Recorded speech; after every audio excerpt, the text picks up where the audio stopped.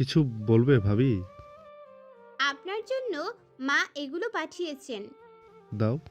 মোম drawing room থেকে চলে আসার সময় আয়মান পেছন থেকে ডেকে ওঠে। ভাবি তুমি কি কিছু দেখেছো? কি দেখার কথা বলছেন ভাইয়া? তখন টিভিতে কিছু দেখেছো কি? মোম থমথমে খেয়ে যায়, আমতা আমতা করে বলল। জি না। আয়মান স্বস্তির নিঃশ্বাস ফেলে, পাকোড়া হাতে তুলে নিয়ে এক কামড় দিয়ে খেতে খেতে চনমনে কণ্ঠে বলল। না দেখলেই ভালো। অবশ্য দেখলে আরো ভালো। ভাইয়ার জন্য সবকিছু সুবিধা হবে। জি। কিছু না, না বুঝে থাকলে ব্রো বুঝিয়ে দেবে। টেনশন করো না। মোম সেখান থেকে চলে আসলো। আয়মানের কথা ওর মাথায় ঢুকলো না। আয়মান রিমোট দিয়ে পুনরায় টিভি অন করলো। ততক্ষণে চলমান হিন্দি গানটা শেষ হয়ে গিয়েছে।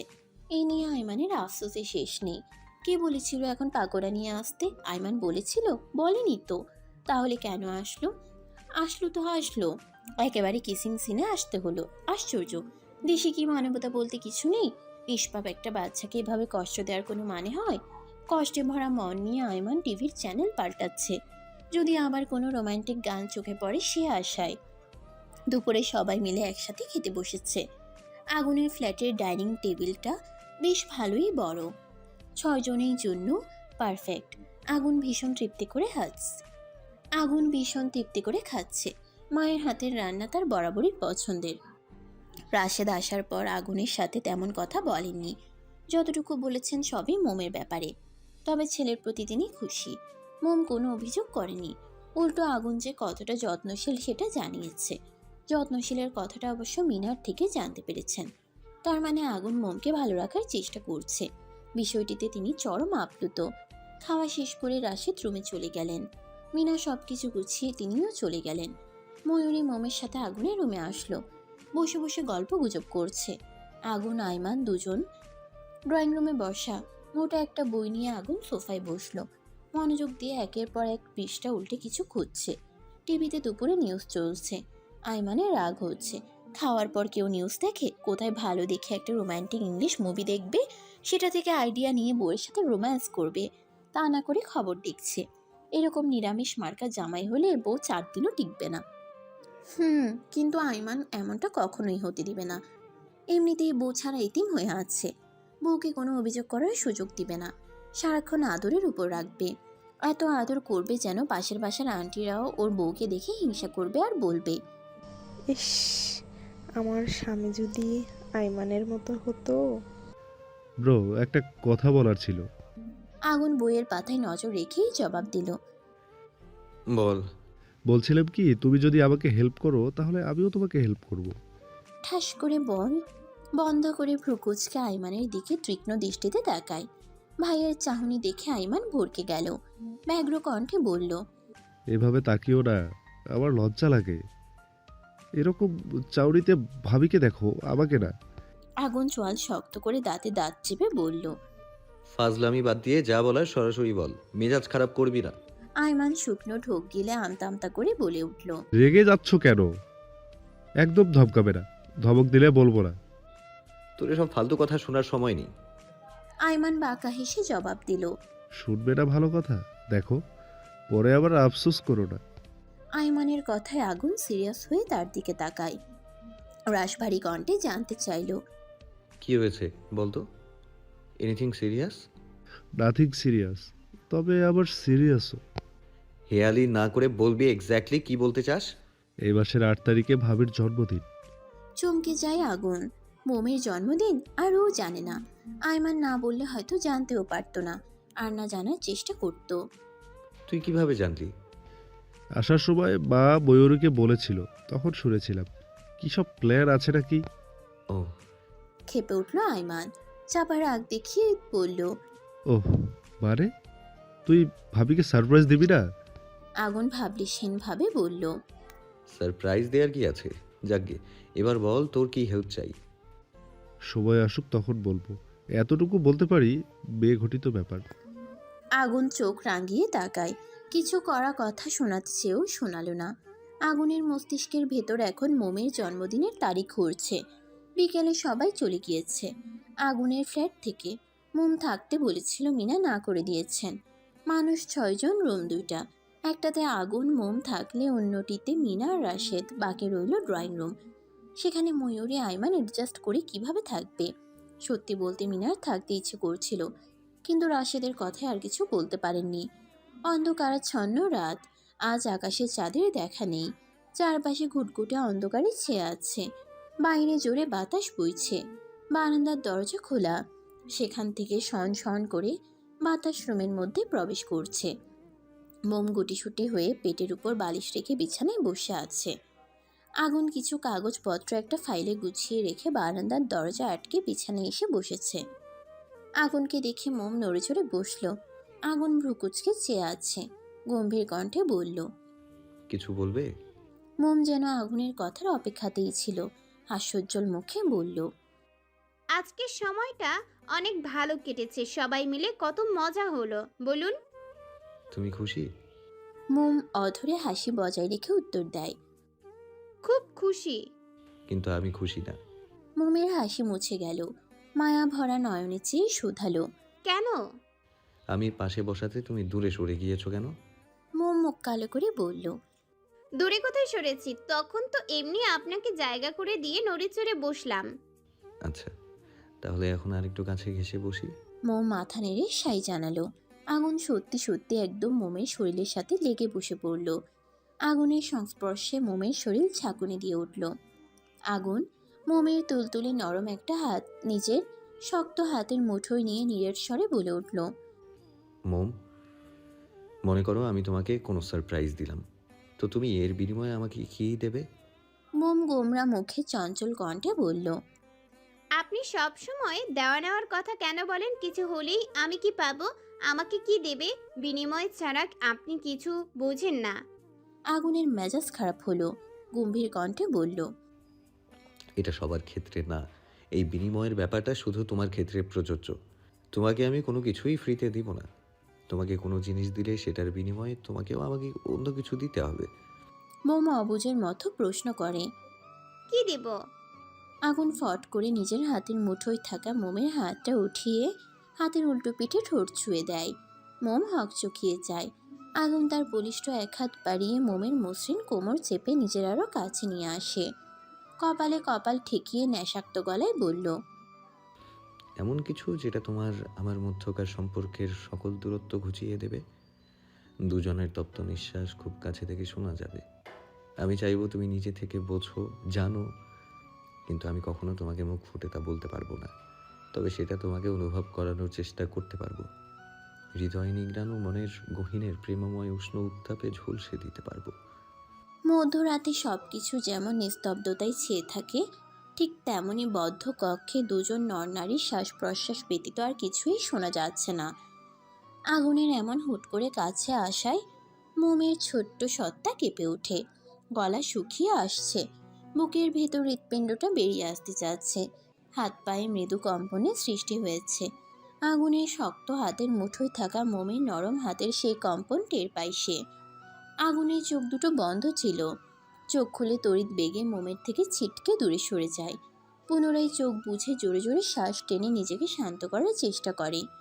মোমের শরীর এখনো কাঁপছে। আগুনের বলা এক একটি শব্দের বাক্য তীরের মতো ছুটে গিয়ে তার হৃদয়ে আঘাত হেনেছে। মোম অবুঝ নয়, আগুনের বলা প্রতিটা বাক্য সে গভীরভাবে উপলব্ধি করেছে। গ্রামের থাকতে পাশের বাড়ির ভাবি, নিজের বিবাহিত বান্ধবী, দাদি, নানির কাছ থেকে খুব ভালোভাবেই জানতে পেরেছিল স্বামী স্ত্রীর সম্পর্ক কেমন হয়। এসব কিছু জানা সত্ত্বেও মোমের মধ্যে ভয় কাজ করছে। কেন হচ্ছে সেটা বুঝতে পারছে না। আগুন মনে মনে অনুতপ্ত। এক্ষুনি কি করতে যাচ্ছিল ও? মোমের পারমিশন ছাড়া তার এতটা কাছে যাওয়া উচিত হয়নি। মোমের নিশ্চয়ই অস্বস্তি হচ্ছে। আগুন অপরাধী গলায় বলল। সরি মোম, কিছু মনে করো না, আর এরকম হবে না। মোম চৌকিতে তাকালো, ভ্রুকুচকে চেয়ে বলল। ক্ষমা কেন চাচ্ছেন আপনি? ক্ষমা চাওয়ার মতো তো কিছু হয়নি। আগুন অবাক হয়ে জানতে চাইল। তুমি রাগ করোনি? মোম সরল গলায় জবাব দিল। না তো রাগ কেন করব? আগুন সন্দেহী কণ্ঠে শোধায়। তখন ওইভাবে কাছে যাওয়ায় তোমার খারাপ লাগেনি? এক কথায় মোমের ভীষণ লজ্জা লাগলো। মাথা নিচু করে মিনমিন করে বলল। খারাপ লাগেনি, তবে কিছুটা ভয় করছিল। আগুন ফোঁস করে তপ্ত নিঃশ্বাস ছেড়ে হতাশ কণ্ঠে বলল। আবার ভয়? মোম গোমরা মুখে বসে রইল, কিছু বলল না। আগুন নিজেই বলল। বাদ দাও এই টপিক, মুখ ফুলিয়ে বসে না থেকে ঘুমিয়ে পড়ো। মোম চোখ তুলে আগুনকে একবার দেখে নিল, তারপর বালিশ ঠিক করে নিজের বরাদ্দকৃত জায়গায় ওদিকে মুখ করে ঠাস করে শুয়ে পড়ল। কোনো কারণ ছাড়াই মোমের মনটা খারাপ হয়ে গেল। মোম ভাবছে তখনকার বিষয়টা নিয়ে আগুন মনে মনে কষ্ট পাচ্ছে, মোমকে বুঝতে দিতে চাচ্ছে না। কিন্তু মোম তো সত্যিই কিছু মনে করেনি। মোমের এমন আচরণে আগুনের ললাটে ভাঁজ পড়ল। আগুন হাত বাড়িয়ে মোমের কাঁধ স্পর্শ করে নিজের দিকে ফেরালো। মোম মুখ কালো করে অন্যদিকে চেয়ে আছে। আগুন ভরাট কণ্ঠে বলল। সমস্যা কি? মুখটা এমন প্যাঁচার মতো করে রেখেছো কেন? মোম জিভ দিয়ে ঠোঁট ভিজিয়ে নিয়ে ব্যগ্র কণ্ঠে বলল। আমার তো কোনো সমস্যা নেই, মনে তো হচ্ছে আপনার সমস্যা। আগুন ভ্রুকুচকে গম্ভীর কণ্ঠে বলল। আমার আবার কি সমস্যা হবে? সমস্যা না হলে আপনি আমার সাথে এভাবে কথা বলছেন কেন? আশ্চর্য, কিভাবে কথা বলছি? আমি তো বললাম আমি কিছু মনে করিনি, তবুও ওই ব্যাপারটা নিয়ে আপনি গিল্টি ফিল করছেন, যা আমার সহ্য হচ্ছে না। আগুন থমথমে খায়, রাশভারী কণ্ঠে বলে উঠল। আমি কি বলেছি আমি কষ্ট পাচ্ছি? মোম ঠোঁট উল্টে বলল। বলতে হবে কেন? আমি কি বাচ্চা নাকি যে বুঝতে পারবো না? আগুন ঠোঁটে ঠোঁট চেপে এক ভ্রু উঁচিয়ে জিজ্ঞেস করলো। জি, আপনি অনেক বড়, তা বড় মানুষ আপনি আবার না বলা কথাগুলোর মধ্যে আর কি কি বুঝতে পারেন? মোম গোল গোল মুখ করে তাকায়, ডাগর ডাগর আঁখি তুলে কয়েকবার পলক ঝাপটি মারে। চিকন পুরো ঠোঁট দুটো নেড়ে নেড়ে বলল। আমি তো আপনাকেই ঠিকমতো বুঝতে পারি না, তাহলে আপনার না বলা কথাগুলো কিভাবে বুঝবো? আগুন চোয়াল শক্ত করে দাঁতে দাঁত চেপে বলল। না বুঝতে পারলে আমি যে মনে মনে গিলটি ফিল করছি, একটু আগে সেটা কিভাবে বুঝতে পারলে? ওটা তো পরিস্থিতির উপর নির্ভর করে বুঝতে পেরেছি। আগুন দীর্ঘশ্বাস ছেড়ে রুম থেকে বেরিয়ে যায়। মোমের মুখে মিটিমিটি হাসি। আগুনকে জ্বালাতে পেরে সে মহা খুশি। কুমড়ো মার্কা লোক একটা, কথায় কথায় শুধু ধমক দেয়। বিষ হয়েছে, তবে হাসিটা চিরস্থায়ী হলো না। আগুন রুম থেকে বেরিয়ে গিয়েছে, মনে পড়তেই জ্বলন্ত হাসিটা ধপ করে নিভে গেল। শোয়া থেকে উঠে আগুনের পিছু ছুটল। আগুন ড্রয়িং রুমের সোফায় বসে আছে, মাথাটা ভীষণ ভার ভার লাগছে। জীবনে কোথা থেকে কি হচ্ছে কিছুই বোধগম্য হচ্ছে না। চারপাশে সব কিছু বিরক্ত লাগছে। ইচ্ছে করছে নিরিবিলি কোথাও গিয়ে বসে থাকতে, কিছুটা সময় একাকিত্বভাবে কাটাতে ইচ্ছে করছে। মোম আগুনকে খুঁজতে খুঁজতে ড্রয়িং রুমে এসে হাজির হয়। গুটি গুটি পায়ে এগিয়ে যায় আগুনের নিকট। আগুনের দৃষ্টি ফ্লোরে নিমজ্জিত। মোম গিয়ে আগুনের পাশে বসলো, শুকনো ঢোক গিলে মিনমিন করে বলল। কি হয়েছে, চলে আসলেন যে, ঘুমাবেন না? আগুন চোখ তুলে তাকায় মোমের দিকে। মোম মাথা নিচু করে নিল। আগুন দৃষ্টি ফিরিয়ে নেয়, জানালার পর্দার দিকে চেয়ে শান্ত কণ্ঠে বলল। তুমি আবার উঠে এসেছো কেন? যাও গিয়ে ঘুমিয়ে পড়ো। আপনি আসবেন না? আসছি একটু পরে, তুমি যাও। মোম গেল না, ঠাই বসে রইল। অজান্তেই চোখ দুটো জলে ভরে উঠেছে।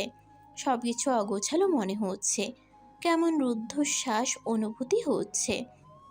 কাদো কাদো গলায় বলল। আপনি কি আমার উপর বিরক্ত?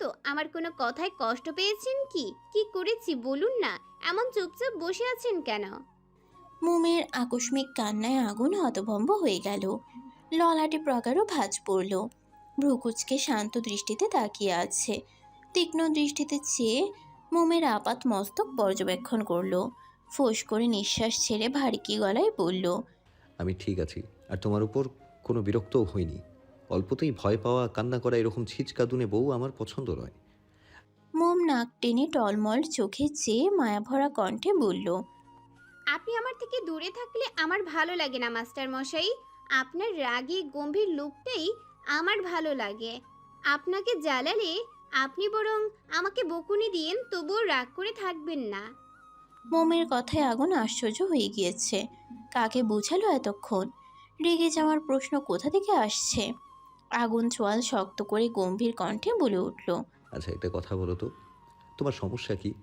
আমি রুম থেকে চলে আসায় নাকি তখন ওইভাবে রিয়্যাক্ট করায়? মোম গোমরা মুখে উত্তর দিল। আপনি চলে আসায় আমি জানি, আমার কথাতেই তখন ওইভাবে চলে এসেছেন। আগুন মৃদু হাসল। দৃঢ় চোখে তাকিয়ে গমগমে স্বরে বলল, বড় মানুষ, এখন চলুন, ঘুমাতে হবে। বড় মানুষের সাথে তর্ক করে লাভ নেই। বলে আগুন বেডরুমের দিকে হাঁটা ধরল। এভাবে বারবার বড় মানুষ বলে কি মোমকে অপমান করলো। মোম গাল ফুলিয়ে আগুনের পিছু পিছু চলল। আগুন বিছানায় গিয়ে শটান হয়ে শুয়ে পড়ল। এক হাত কপালে ঠেকানো, ড্রিম লাইট চালানো। মোম এসে লাইট বন্ধ করে দেয়। মোম এতদিনে জেনে গিয়েছে আগুন লাইটের আলোয় ঘুমোতে পারে না। বাইরে থেকে অল্প আলো খেওলা জানালা দিয়ে রুমে প্রবেশ করছে। আবছা আলোয় পা চালিয়ে মোম বিছানায় এসে শুয়ে পড়ে।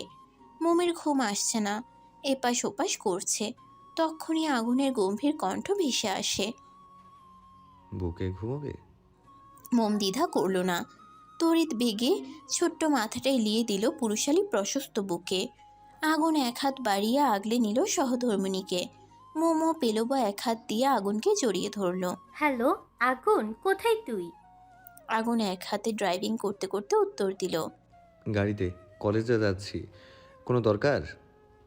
নাইমা ঠুকরে কেঁদে উঠল। উৎকণ্ঠিত গলায় বলল, এক্ষুনি আমাদের বাড়িতে চলে আয়, খুব বড় বিপদে পড়েছি রে, প্লিজ যত দ্রুত সম্ভব আমাদের বাড়িতে চলে আয়। আগুন কপাল কুঁচকে ফেলল, চিন্তিত ভঙ্গিতে বলল, বিপদ? কিসের বিপদ? আমি তো কিছুই বুঝতে পারছি না। আঙ্কেল আন্টি কোথায়? আম্মু আব্বু বাড়িতে নেই, নানু বাড়ি গিয়েছে, আমার নানু অসুস্থ। তুই তাদের সাথে যাসনি কেন? আর না গেলে এতক্ষণে তোর হসপিটালে থাকার কথা। তাহলে তুই বাড়িতে কি করছিস? নাইমা জোরে জোরে শ্বাস নিচ্ছে। তীব্র উত্তেজনা দমিয়ে ছটফট কণ্ঠে বলল, তুই চিন্তা করিস না, আমি এক্ষুনি আসছি। গাড়ি ঘুরিয়ে নাইমার বাড়ির উদ্দেশ্যে রওনা হলো আগুন। জ্যাম না থাকায় আধ ঘন্টার মধ্যেই পৌঁছে গিয়েছে। গাড়ি পার্ক করে ভেতরে প্রবেশ করলো। বাড়ির দারোয়ান আগুনকে ছিলেন। নাইমার সাথে কয়েকবার এখানে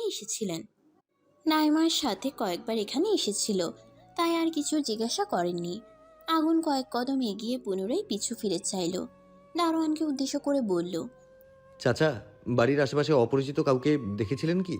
দারোয়ান পান খাওয়া লাল দাঁত বের করে এসে বললেন। জি চাচা, ধন্যবাদ। আগুন খ্রস্ত পায়ে এগিয়ে গেল। দরজার সামনে দাঁড়িয়ে ডোরবেল চাপ দিতেই নাইমা দরজা খুলে সহসা আগুনকে জড়িয়ে ধরল। নিজের সর্বস্ব শক্তি খাটিয়ে আষ্টে পিষ্টে জড়িয়ে ধরেছে।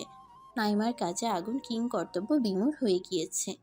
তড়িৎ বেগে নাইমার দুই বাহু চেপে ধরে নিজের থেকে ছাড়িয়ে নেওয়ার চেষ্টা করে। ভ্রুকুচকে চওড়া গলায় বলল, নাইমা, কি করছিস এসব? ছাড় আমাকে। না ছাড়বো না, ছেড়ে দিলেই তুই পালিয়ে যাবি। তুই জানিস না তোর ইগনোর আমি সহ্য করতে পারি না, তবুও কেন এত যন্ত্রণা দিচ্ছিস, এত অবহেলা কেন করছিস আমাকে? আগুন জোর করে নিজের থেকে নাইমাকে ছাড়িয়ে নেয়। ধমকে বলল, পাগল হয়ে গিয়েছিস নাকি? কি করছিস? কি বলছিস, কোনো খেয়াল আছে তোর? নাইমা উন্মাদের মতো বলতে লাগলো, হ্যাঁ হ্যাঁ, আমি পাগল হয়ে গিয়েছি, আর সেটা তোর জন্য। আমাকে বিয়ে করবি কবে বল, চল আজকে আমরা বিয়ে করে ফেলি। আগুন তীক্ষ্ণ দৃষ্টিতে চেয়ে সন্দেহী কণ্ঠে বলল, তোকে নাকি কোন গুন্ডা তাড়া করেছিল? সেটা কি মিথ্যে ছিল? আমাকে বাড়িতে ডেকে আনার জন্য মিথ্যে বলেছিস, তাই তো? নাইমা ভাবলিসহীনভাবে উত্তর দিল, হ্যাঁ, মিথ্যা কথা বলে তোকে ডেকে এনেছি। মিথ্যা না বললে কি তুই আসতি? উল্টো আমি নিজ থেকে তোর কাছে গেলে ইগনোর করিস।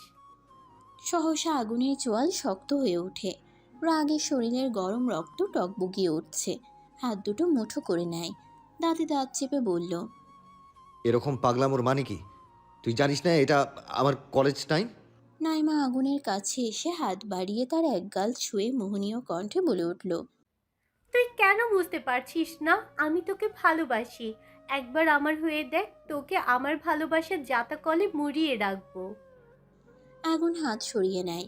রেগে গম গম স্বরে বলল, কিন্তু আমি তোকে ভালোবাসি না, আমি অন্য কাউকে ভালোবাসি। তার জায়গা তার জায়গা তুই কখনোই নিতে পারবি না। তোকে শুধু বন্ধু মনে করি, এর বেশি কিছু না। যদি চাস আমাদের বন্ধুত্ব ভেঙে না যাক, তাহলে এরকম আর কখনো করিস না। বলেই চলে যাওয়ার জন্য পা বাড়ালো। নাইমা পেছন থেকে আগুনের শার্টের কলার টেনে ধরে কাতর গলায় বলল, তুই আমার সাথে এমনটা করতে পারিস না। একবার আমার চোখের দিকে তাকিয়ে বল, একটু আগে যা বলেছিস মিথ্যা বলেছিস। আগুন ঘুরে নাইমার দিকে রক্তিম চোখে তাকায়। নাইমা শুষ্ক ঢোক গিলে কলার ছেড়ে দিল।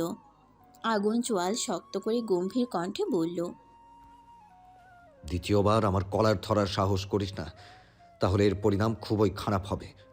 নাইমা আগুনের দিকে কঠিন দৃষ্টি নিক্ষেপ করে শান্ত কণ্ঠে বলল, তুই যাকে ভালোবাসিস কে সে, কোথায় থাকে, ঠিকানা দে। আমি তাকে দেখব। সে কি আমার থেকে বেশি সুন্দরী, যার জন্য আমাকে মেনে নিতে পারছিস না? সে নিঃসন্দেহে তোর থেকে সুন্দর, একটু বেশি সুন্দর। তবে বাহ্যিক সৌন্দর্য দেখে ভালোবাসা হয় না। ভালোবাসার জন্য চাই সুন্দর একটা মন, যেটা তোর মধ্যে নেই। বললাম না, ঠিকানা দে, আমি তাকে দেখতে চাই। আগুন বিরক্ত হয়ে গম্ভীর কণ্ঠে বলল। তার ঠিকানা আমার বাড়িতেই। নাইমা ক্ষেপে উঠল, ঝাঁচ নিয়ে বলল, তোর বাড়িতে মানে? সেই মেয়ে তোর বাড়িতে কেন থাকবে? আগুন মুখ ফসকে প্রাসভারী কণ্ঠে বলে উঠল, কারণ সে আমার বিবাহিতা স্ত্রী, আমার বিয়ে করা বউ, আমার অর্ধাঙ্গিনী, 3 কবুল পড়ে বিয়ে করা সহধর্মিনী। নাইমা চমকে ওঠে, বিস্মিত হয়ে তাকিয়ে থাকে নিষ্ঠুরতম আগুনের দিকে। ফ্যাল ফ্যাল করে চেয়ে অবিশ্বাসী সুরে বলে, তুই বিয়ে করে ফেলেছিস? কবে, কখন, কোথায়? আমাকে জানাসনি কেন?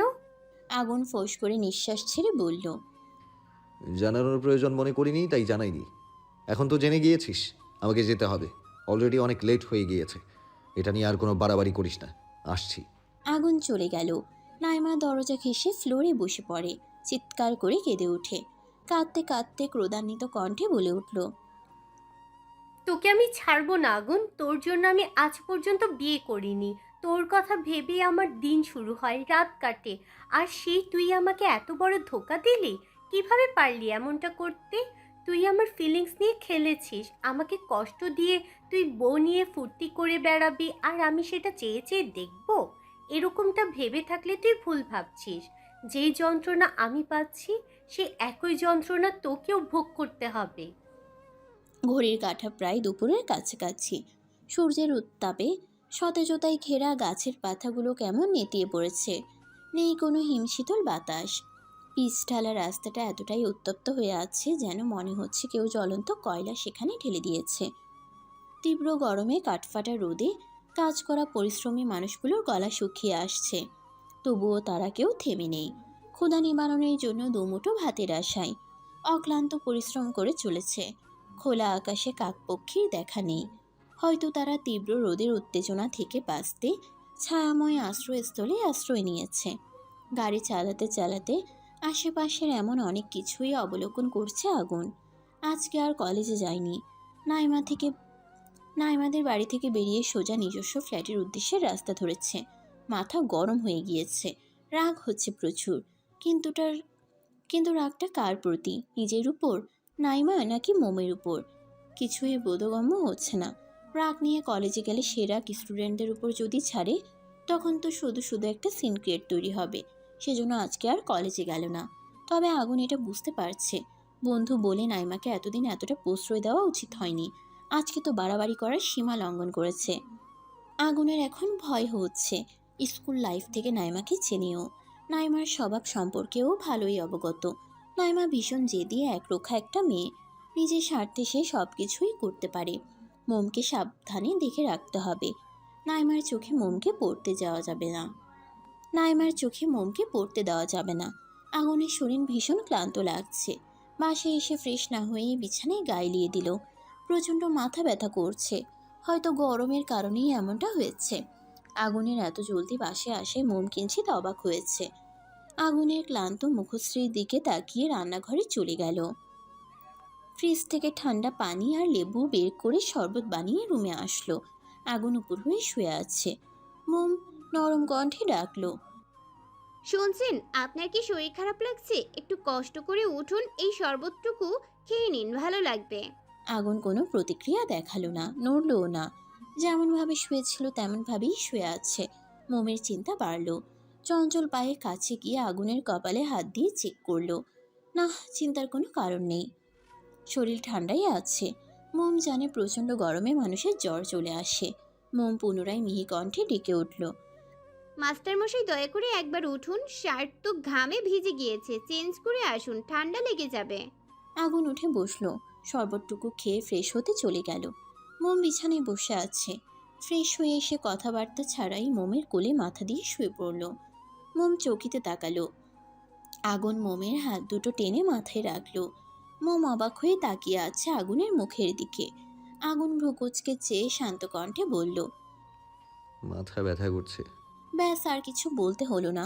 মোম বুঝে নিল। পিলব হাতে আলতো করে আগুনে চুল টেনে দিচ্ছে। কিছু মুহূর্ত অতিবাহিত হওয়ার পর মোম মৃদুস্বরে বলল, আজকে এত তাড়াতাড়ি চলে আসলেন যে? আগুন গম্ভীর কণ্ঠে জবাব দিল। ভালো লাগছিল না, তাই চলে এসেছি। মোম চুলের ভাজা আঙ্গুল চালিয়ে ব্যগ্র কণ্ঠে বলে উঠল, আপনার মুখ দেখে মনে হচ্ছে আপনি কোনো বিষয় নিয়ে চিন্তিত। কলেজে কোনো সমস্যা হয়েছে কি? আগুন ভরাট কণ্ঠে বলল, না, আমি চিন্তিত, আর না কলেজে কোনো সমস্যা হয়েছে। আপনি তো এই সময় বাসায় আসেন না, সেই জন্য জানতে চেয়েছি। তেমন বিশেষ কোনো কারণ নেই, এমনিতেও আজকে মাত্র একটা ক্লাস ছিল। খাবার খেয়ে শুলে ভালো হতো। চলুন আগে খেয়ে নেবেন। এখন খেতে ইচ্ছে করছে না। রান্না শেষ করে ফেলেছো? জি, আজকে তাড়াতাড়ি রান্না বসিয়ে দিয়েছিলাম। রান্না ছাড়া আমার তো আর কোনো কাজ নেই। টিভি দেখতেও ভালো লাগছিল না। আগুন গমগমে গলায় বলল, সারাক্ষণ যেহেতু বসেই থাকো, কোনো কাজ পাও না, তাহলে বসে বসে একাডেমির বইগুলোও তো পড়তে পারো। পরীক্ষার যে দিন ঘনিয়ে আসছে সেদিকে খেয়াল আছে? বই কোথায় পাবো? আগুন হতভম্ব হয়ে গেল। রাশভারী কণ্ঠে বলল, গত বৃহস্পতিবারে না তোমাদের গ্রামের বাড়ি থেকে গাড়ি পাঠিয়ে তোমার একাডেমির প্রয়োজনীয় যাবতীয় বইগুলো এনে দিয়েছিলাম, এরই মধ্যে ভুলে গেলে? মোম থমথমে খেয়ে যায়। গোমরা মুখে উত্তর দিল, ও হ্যাঁ, মনে ছিল না। তুমি খেয়ে নিও, আমি একটু ঘুমোবো। আমি একা একা খাবো? আপনি খাবেন না? বললামই তো, খেতে ইচ্ছে করছে না। তাহলে আমিও খাবো না। আমার একা একা খেতে ভালো লাগে না। আগুন দীর্ঘশ্বাস ছাড়লো, কিছু বলল না। মোমের চুলটানায় বেশ আরাম লাগছে। চোখ দুটো বন্ধ করে নিল। কখন যে ঘুমিয়ে পড়েছে টেরই পেল না। আগুনের থেকে সাড়া না পেয়ে মোম তার দিকে তাকায়। ভারী নিঃশ্বাসের শব্দ শোনা যাচ্ছে। বুঝতে পারলো আগুন ঘুমিয়ে পড়েছে। মোমের মায়া হলো, আজকে হয়তো মানুষটা বেশিই ক্লান্ত ছিল, তাই তো অল্প সময়ের মধ্যেই ঘুমিয়ে পড়েছে। মোম কোল থেকে আগুনের মাথা নামিয়ে দেয়নি। মোম কোল থেকে আগুনের মাথা সরিয়ে দেয়নি, সেভাবেই বসে রইল। মোম এক হাত দিয়ে আগুনের গাল ছুঁয়ে দিল। অপলক দৃষ্টিতে তাকিয়ে রইল স্বামীর মুখের দিকে। বাইরের কোলাহলপূর্ণ বাদ্যযন্ত্রের শব্দ আর কারো চেঁচামেচির আওয়াজ কর্ণগোচর হতেই গুলটের মেজাজ খারাপ হলো। স্ত্রীকে ডেকে চিৎকার করে বললেন, রুমুর মা, কোথায় গেলে তুমি? এত শব্দ কিসের? একটু দেখো তো। গুলটে বসে বসে সিগারেট ফুঁকছেন। সিগারেটে এক টান দিয়ে সেটার বিষাক্ত ধোঁয়া ঠিক মতো ছাড়তেও পারেননি, তখনই স্ত্রীর আত্মচিৎকার ভেসে আসে কানে। গুলটে হন্তদন্ত হয়ে বাইরে বেরিয়ে আসেন। স্ত্রীর কাছে গিয়ে উদ্বেগ সমেত জানতে চাইলেন, কি হয়েছে? ওগো রুমুর বাবা, সর্বনাশ হয়ে গিয়েছে গো। ওগো, আমাদের কি হবে গো? গুলটে দাঁতে দাঁত চেপে ধমকে বললেন, সারের মতো চিৎকার করছো কেন? খেয়ে খেয়ে কি শরীরে চর্বি জমে গিয়েছে? অনেক দিন ধরে আমার হাতে মার খাও না, সেই জন্য গলার আওয়াজ বেশি বড় হয়ে গিয়েছে। গুলটের স্ত্রী অভিমানী কণ্ঠে বললেন। তুমি আমাকে খাবারে খোঁটা দিচ্ছ? পরক্ষণেই রাগ নিয়ে চেঁচিয়ে বললেন, ভুলে যেও না, বিয়ের সময় আমার বাবার বাড়ি থেকে যৌতুকের মোটা অঙ্কের টাকা নিয়েছিলে, সাথে বড় একটা দোকান। এখনও প্রতি মাসে আমার বাবার বাড়ি থেকে টাকা পাঠায়। তাই আমার সাথে উঁচু আওয়াজে কথা বলবেন না, নয়তো ঠ্যাং ভেঙে হাতে ধরিয়ে দিব। দমে গেলেন গুলটে। শুষ্ক ঢোক গিলে মেকিয়ে এসে বললেন, আরে বউ, রাগ করছো কেন? তুমি জানো না, যখন তোমার প্রতি আমার ভালোবাসা বেশি উপচে পড়ে তখন আমি আরও রেগে যাই, ধমকে কথা বলি। আমি তোমাকে পচা পান্তা ভাতের মতো ভালোবাসি, যার ঘ্রাণ বিয়ের দিন থেকে শুরু করে আজ পর্যন্ত সহ্য করছি। যতদিন বেঁচে থাকি সেই ঘ্রাণ সহ্য করেই বেঁচে থাকতে হবে। মাঝে মাঝে তো মনে হয় এই পচা ঘ্রাণই আমার প্রাণনাশের কারণ হবে। গুলটের স্ত্রী ফুঁসে উঠে বললেন। কি বললে তুমি? গুলটে চটজলদি উত্তর দিলেন, উফ, বুঝতে পারছো না কেন? তুমি তো আমার বুকে চেপে বসে আছো, সেটাই বললাম। বর্তমান ছেলে মেয়েদের ভাষায় যাকে বলে ট্রু লাভ। গুলটের স্ত্রী পাল্টা কিছু বলবেন, তার আগেই পেছন থেকে কারো গমগমে গলার আওয়াজ ভেসে আসে। আরে গুলটে কাকু, এটা কেমন ব্যবহার? বাড়িতে নতুন জামাই এসেছে, কোথায় বরণ করে আদর আপ্যায়ন করবেন তা না করে আপনারা দুজন মিলে ঝগড়া করছেন, তাও মেয়ের জামাইয়ের সামনে। আর এদিকে জামাই বাড়ির বাইরে দাঁড়িয়ে আছে, সেদিকে খেয়াল আছে? লজ্জা হওয়া দরকার আপনাদের। আইমানের উচ্ছ্বসিত কণ্ঠে গুলটে ঘুরে তার দিকে তাকালেন। ভ্রুকুচকে দাঁতে দাঁত চেপে বললেন, অসভ্য ছেলে, তোকে না বলেছি আমার বাড়ির আশেপাশেও ঘেসবি না। এখানে কেন এসেছিস? আইমান তার ফোনে চলমান বাদ্যযন্ত্রের আওয়াজ বন্ধ করে দিল। তারপর বেশ ভাব নিয়ে বাঁকা হেসে বলল, হিসাব মেটাতে এসেছি। সেদিনের কথা ভুলে গিয়েছেন নাকি? ভুলে গেলেও সমস্যা নেই, মনে করিয়ে দেওয়ার জন্য তো আমি আছি। বেয়াদব ছেলে, তোমার মতো কিরকিটকে ভুলে যাব? প্রশ্ন আসেই না। লাঠির বাড়ি না খেতে চাইলে এক্ষুনি এখান থেকে চলে যা। আইমান হো হো করে হেসে উঠে ফিচেল গলায় বলল, ভুলে যাননি শুনে খুশি হলাম। আমাকে মারার আগে একবার এদিকে তাকিয়ে তো দেখুন। বলে আইমান দরজার কাছ থেকে দূরে সরে গিয়ে দাঁড়ায়। দরজার বাইরে তাকাতেই গুলটের চোখ কপালে উঠে গেল। বিস্ময়ে চোখ দুটো বড় বড় হয়ে গিয়েছে। এ কি দেখছেন তিনি? তার মেয়ে রুমো বউ সাজে দাঁড়িয়ে আছে, আর তার পাশেই বর বেশে দাঁড়িয়ে আছে গুলটের মদখোর ভাতিজা। আইমানের দিকে কঠিন দৃষ্টি নিক্ষেপ করে বলে উঠলেন, এসব কী ধরনের রসিকতা? আমার মেয়ে আর ভাতিজা বর বসে যাচ্ছে কেন? আইমান ঠোঁট কামড়ে হেসে ভাবলেশহীন গলায় বলল, বর বউ সেজে থাকেনি, ওরা আইনগত স্বামী স্ত্রী। গুলটে খ্যাপা স্বরে বললেন, আমাদের পারমিশন ছাড়া তুই ওদের বিয়ে দিয়ে দিলি। আমি এই বিয়ে মানি না। তার মানা না মানাতে কিছু এসে যায় না, আইনগত প্রমাণ আছে। রুমো দৌড়ে এসে গুলটেকে জড়িয়ে ধরে কেঁদে উঠে বলল, বাবা, আমি তোমার এই মদখোর ভাতিজাকে মেনে নিতে পারবো না। আইমান আমাকে বাধ্য করেছে বিয়ে করতে। মেয়ের মাথায় হাত দিয়ে গুলটে গম্ভীর কণ্ঠে বললেন, ওই হতচ্ছাড়া বলল, আর তুই বিয়ে করে নিলি? ও তোকে কিভাবে বাধ্য করেছে? রুমো ফট করে বাবাকে ছেড়ে দিল। থমথমে কণ্ঠে বলল, না না, আইমান আমাকে বাধ্য করেনি, আমি নিজের ইচ্ছাতেই বিয়ে করেছি। গুলটে সন্দেহী কণ্ঠে বললেন, এক্ষুনি তুই বললি ও তোকে বিয়ে করতে বাধ্য করেছে। আইমান মিটিমিটি হাসছে, মনে মনে বলল, কি বলে বাধ্য করেছি সেটা তো আপনার মেয়ে মুখ ফুটে বলতে পারবে না গুলটে কাকু। আপনার মেয়ে মোটেই সাধু নয়। রুমো অনেক ছেলের সাথে রিলেশনে জড়িয়ে কিছু ঘনিষ্ঠ মুহূর্তও কাটিয়েছিল। তার একটা ছবি আইমানের কাছে ছিল। সেই ছবি পাবলিক করার ভয় দেখিয়ে বিয়েতে দিয়েছে।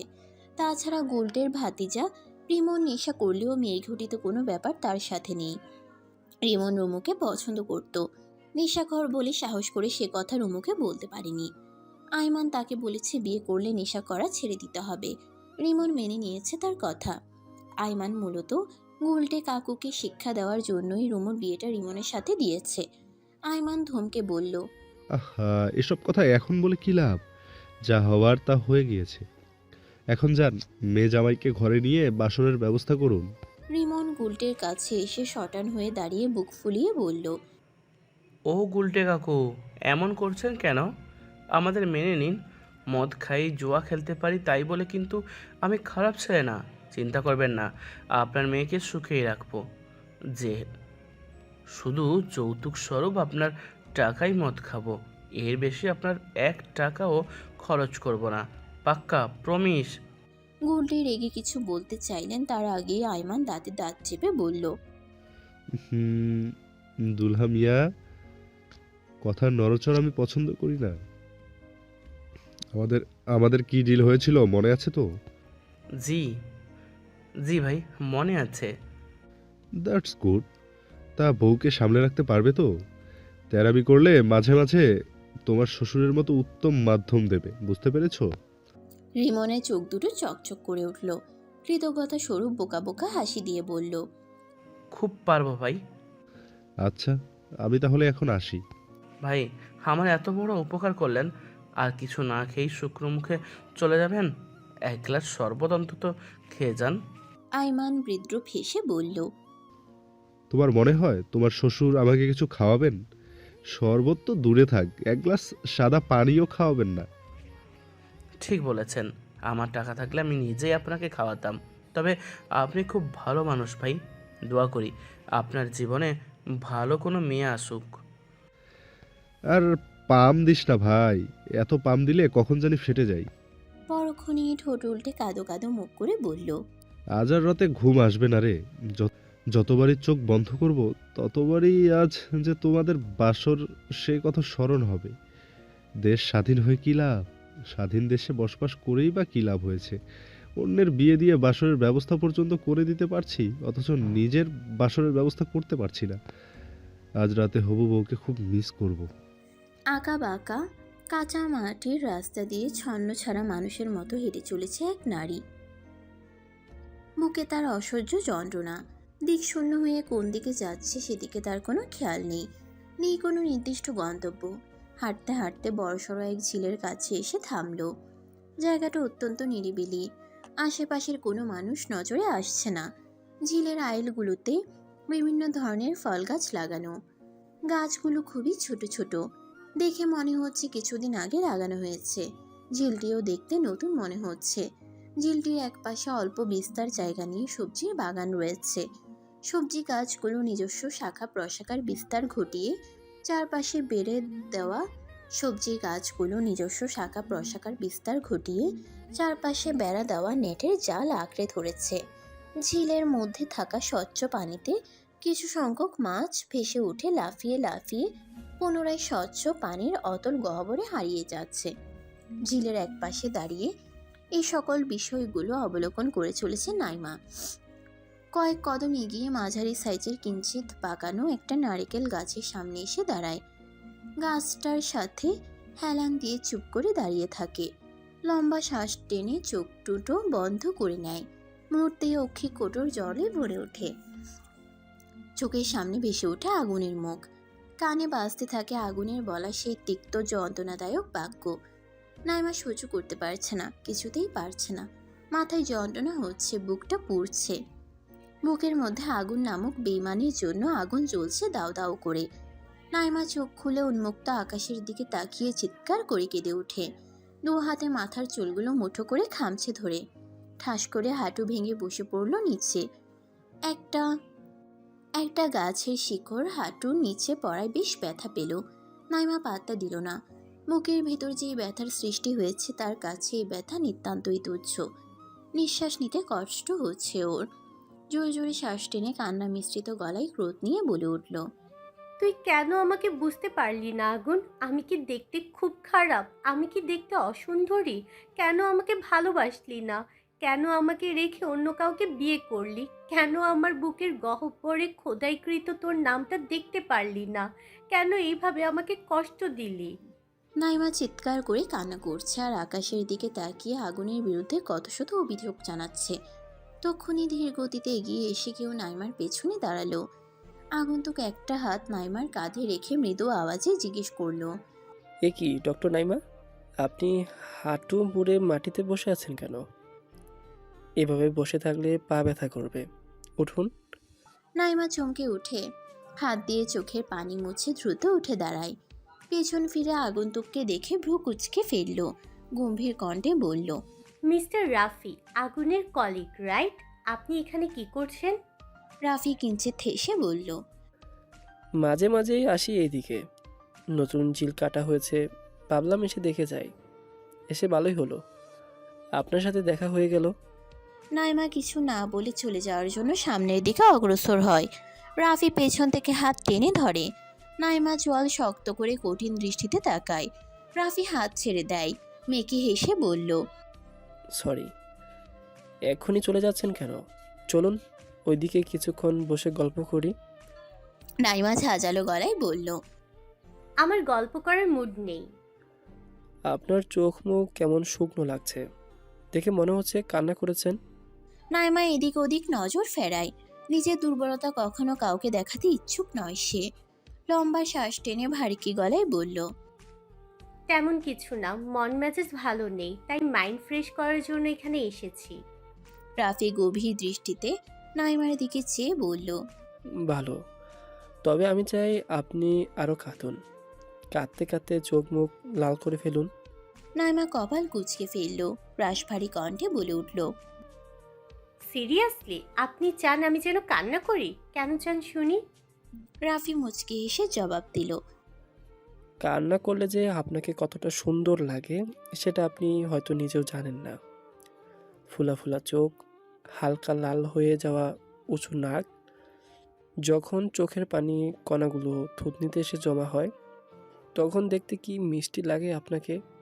নাইমা ভ্রুকুচকে চওড়া গলায় বলল, এভাবে কাঁদতে আপনি আমায় কখনো দেখেছেন?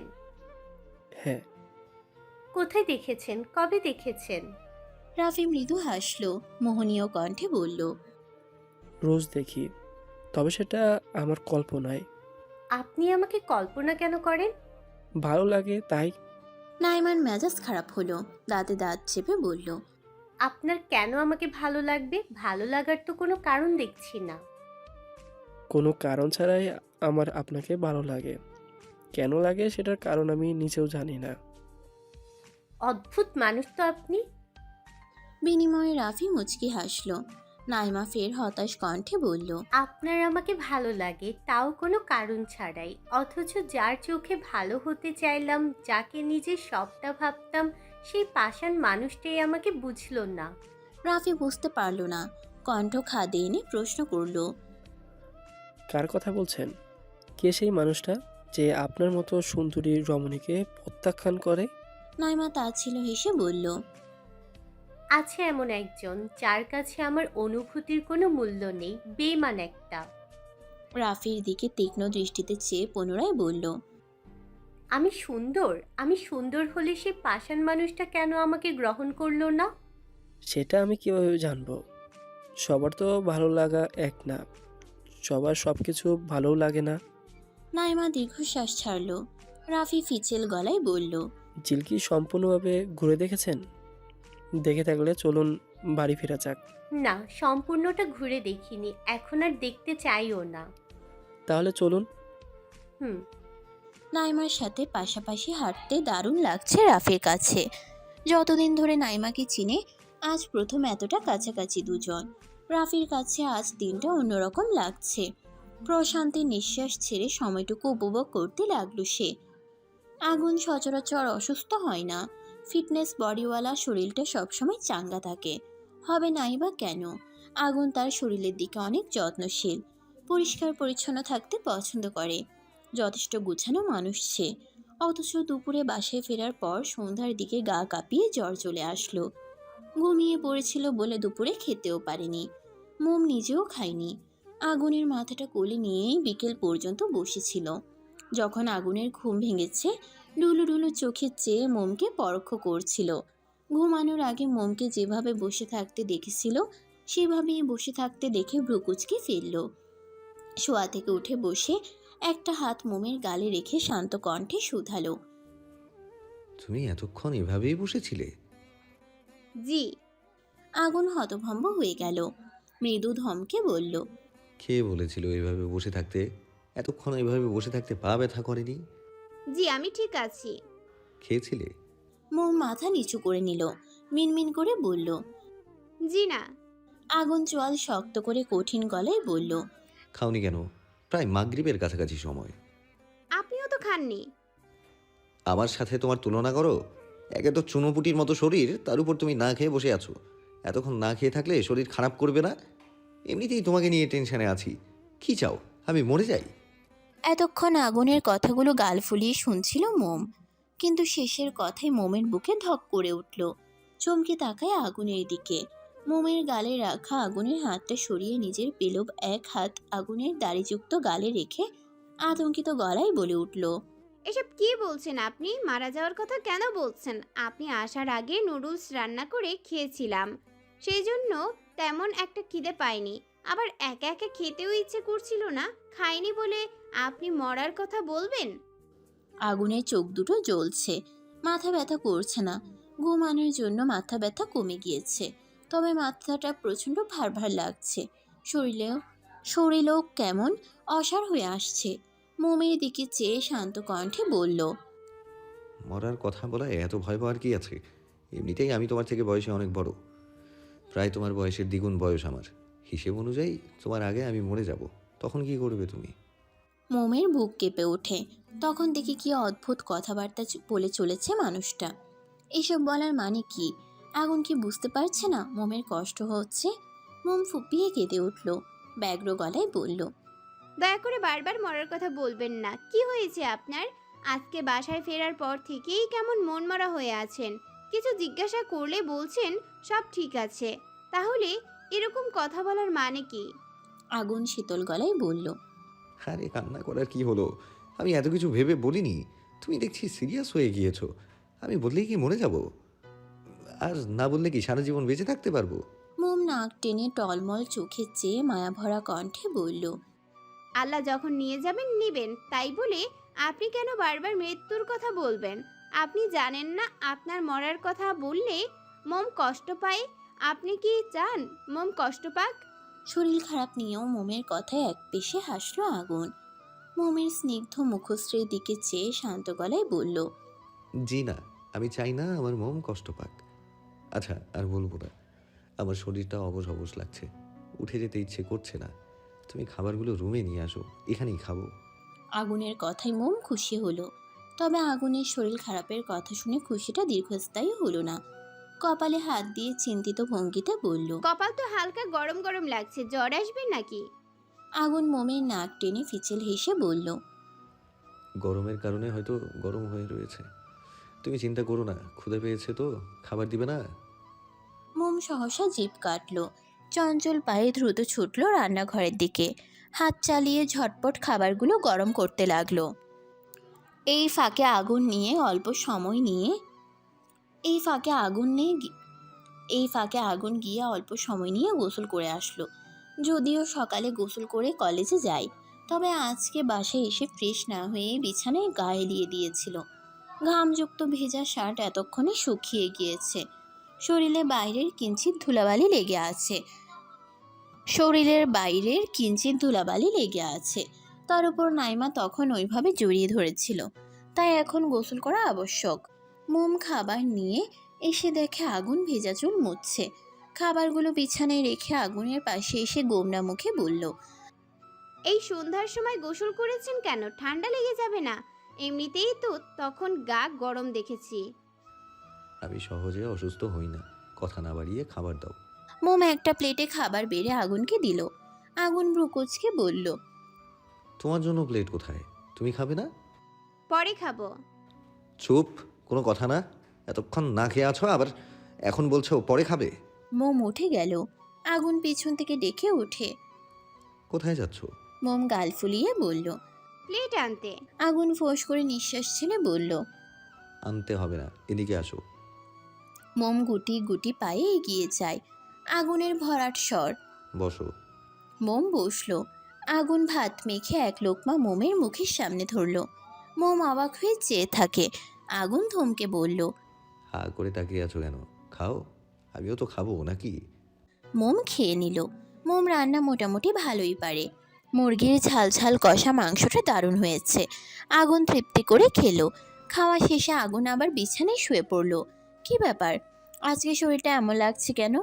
এত ঘুম পাচ্ছে কেন? বিষয়টি আগুনের বোধগম্য হলো না। আগুন চোখ দুটো বন্ধ করে নিল। আধা ঘন্টা পরই মাগরিবের আজান শোনা গেল। মোম নামাজ পড়ে এসে আগুনকে ডাক দিল। আগুন কেমন গুটিসুটি হয়ে শুয়ে আছে। সাড়া না পেয়ে হাত ঝাঁকিয়ে ডাকলো। প্রচণ্ড গরম হয়ে আছে হাত। মোম তুরন্ত হাত বাড়িয়ে কপালে রাখলো। অমনি চমকে উঠল। গায়ে তো গরম হয়ে আছে কেন? দ্রুত ফার্স্ট এড বক্স নিয়ে এসে থার্মোমিটার দিয়ে জ্বর মেপে নিল। থার্মোমিটারের গায়ে দৃশ্যমান নম্বরের লেখাটা চোখে পড়তেই ঘন পাপড়ি যুক্ত নয়নজোড়া বড় বড় হয়ে গেল। 104 ডিগ্রি জ্বর। ব্যাস, তারপর থেকেই মোম শান্তি পাচ্ছে না। আগুনের বলা তখনকার কথা আর এখনকার অবস্থা দেখে কণ্ঠ ফুঁড়ে কান্না বেরিয়ে আসতে চাইছে, চেয়েও আটকাতে পারছে না। কিছুক্ষণ আগেও তো ঠিক ছিল, তাহলে হুট করে জ্বর কোথা থেকে চলে আসলো?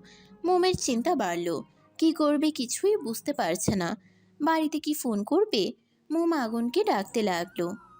শুনছেন? শুনছেন? আগুন চোখ খুলতে পারছে না। অনেক কষ্ট করে চোখ খুলে মিহি কণ্ঠে বলল, কিছু বলবে? কিছু বলবে? মোম কাঁদো কাঁদো মুখে বলল, আপনার তো জ্বর এসেছে, তখন কি দরকার ছিল গোসল করার? বাসায় জ্বরের ঔষধ আছে। আগুন বিছানায় ভর দিয়ে উঠে বসলো। ক্লান্ত গলায় বলল, বক্সটা আমার কাছে দাও, আর এক গ্লাস পানি দাও। বক্সটা আমার কাছে দাও, আর এক গ্লাস পানি দাও। মোম দিল। আগুন বক্স থেকে দুটো নাপা ট্যাবলেট বের করে খেয়ে নিল। পুনরায় বিছানায় গায়ে লিয়ে দিল। ক্ষীণ স্বরে বলল, বাড়িতে কাউকে জানিও না, শুধু শুধু টেনশন করবে। মেডিসিন খেয়েছি, আশা করি ঘন্টা দুয়েক পরে জ্বর ছেড়ে দেবে। বাড়িতে কাউকে জানিও না, শুধু শুধু টেনশন করবে। মেডিসিন খেয়েছি, আশা করি ঘন্টা দুয়েক পরে জ্বর ছেড়ে দিবে। আগুন নিষেধ করেছিল বলে মোম বাড়িতে ফোন করে কাউকে জানায়নি। তবে রাতে জ্বরও ছাড়েনি, বরং মধ্যরাতে জ্বরের তীব্রতা আরও বেড়ে গিয়েছে। আগুনের গায়ের উপর পাতলা কম্বল জড়ানো ছিল। আগুন শীতে কাঁপছিল বলে মোম আরেকটা ভারী কম্বল এনে আগুনের গায়ের উপরে মেলে দিল। মোম এসি বন্ধ করে দিয়েছে, জাস্ট 3 পাখাওয়ালা ফ্যান চালানো। মোমের ভীষণ হাঁসফাঁস লাগছে, কারণ আগুন তাকে কম্বলের ভেতর টেনে নিয়ে আষ্টেপৃষ্টে জড়িয়ে ধরে আছে। আগুন জ্বরে মৃদু কেঁপে কেঁপে উঠছিল বলে মোম পেলব হাতে আলতো করে আগুনকে জড়িয়ে ধরেছিল। মিনিট কয়েক পরেই আগুন তাকে কম্বলের ভেতর টেনে নেয়। মোম ভেবেছিল আগুন সজাগ, কিন্তু না, সে তো গভীর ঘুমে আচ্ছন্ন। তার চোখ দুটো বন্ধ, একে তো গরম, তার উপর আগুনের শরীরের উত্তাপে মোমের শরীর ঘেমে উঠেছে। মোমের অস্বস্তি হচ্ছে, আগুনকে সরিয়ে উঠতেও পারছে না। আগুনের মতো বলিষ্ঠবান পুরুষের শরীরের নিচে তার ছোট্ট শরীর চাপা পড়ে আছে। আর মোমের মতো চুনোপুটি মার্কা মেয়ের পক্ষে বলিষ্ঠ আগুনকে সরিয়ে ওঠা চারটিখানি কথা নয়। অগত্যা মোম হাল ছেড়ে ওইভাবেই আগুনের সাথে লেপ্টে শুয়ে আছে। আগুনের ভারিক্কি নিঃশ্বাস মোমের ঘাড়ে আছড়ে পড়ছে। উষ্ণ নিঃশ্বাসে মোমের শরীর ঝাঁকুনি দিয়ে উঠছে। মোম কিছুক্ষণ পরপর কপালে হাত দিয়ে চেক করছে, কিন্তু জ্বর তো কমছেই না। মোম এবার কেঁদে উঠল। মোমের কান্না আগুনের কর্ণগোচর হলো না। উঠে যে মাথায় জলপট্টি দিবে সেটাও সম্ভব না। এই কুমড়ো মার্কার লোকটা মোমকে শক্ত করে জড়িয়ে ধরে আছে। একটি নতুন দিন, নতুন ভোরের সূচনা। দিনটি শুরু হয় কারো জীবনে সুখের বার্তা বহন করে, আবার কারো জীবনের বিষাদময় যন্ত্রণা দিয়ে। এই সময় প্রকৃতির সবুজে ঘেরা গাছপালাগুলো নিস্তব্ধ হয়ে দাঁড়িয়ে। বাইরে দেখা যাচ্ছে রঙিন আকাশের আলোর ঝলকানি।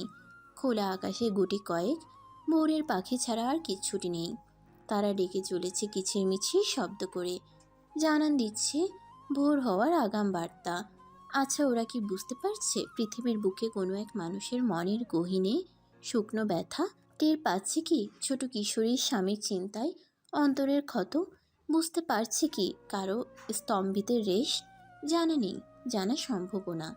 বিষণ্ণ মনে আগুনের মাথার কাছে বসে আছে মোম। বাটিতে পানি নিয়ে মসৃণ পাতলা কাপড় ভিজিয়ে মাথায় জলপট্টি দিচ্ছে। মোমের স্নিগ্ধ মুখশ্রীতে রয়েছে একরাশ অন্ধকার। থেমে থেমে নাক টানার শব্দ ভেসে আসছে। কাঁদতে কাঁদতে চোখ মুখ লাল করে ফেলেছে মেয়েটা। আগুন বিছানায় অবচেতন অবস্থায় শুয়ে আছে। সারা রাতের মধ্যে একবারও আগুনের জ্বর ছাড়েনি। অগত্যা মোম আগুনের কথা অমান্য করে বাধ্য হয়ে শাশুড়ির কাছে ফোন করে ভোর 5টার দিকে। শাশুড়িকে অবগত করে আগুনের অসুস্থতার কথা। আগুনের অসুস্থতার কথা শুনতে পেয়ে মিনা অস্থির হয়ে পড়লেন। রাশিদকে বলতেই তিনি দেরি না করে পরিচিত ডক্টরকে কল করে তাকে সাথে নিয়ে আগুনের ফ্ল্যাটে চলে আসেন। মিনা ময়ূরী রাশিদ আসতে পারলেও আইমান আসতে পারেনি। আসবে কিভাবে? সে তো ঘুমিয়ে কুপোকাত, দরজা খুলছেই না। কি খেয়ে ঘুমিয়েছে কে জানে। মিনা মোমকে শান্ত হতে বলছেন, কান্না করতে নিষেধ করছেন, তবুও মেয়েটা কথা শুনছে না। ফুপিয়ে ফুপিয়ে কেঁদেই চলেছে। মিনা হতাশ হয়ে আর কিছু বলেননি।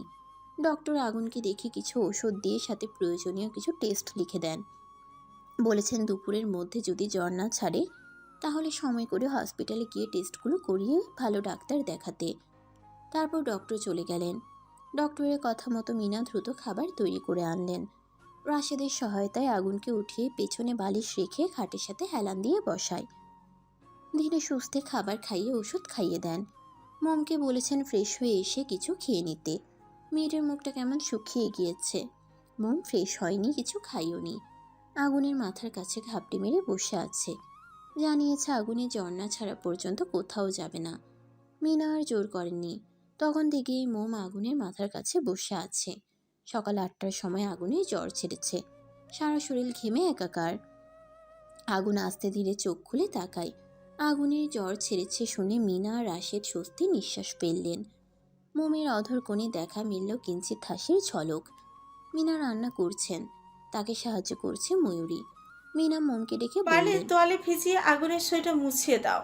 মাথায় পানি ঢালতে পারলে আরো ভালো হতো, তবে আগুন পানি ঢালবে না।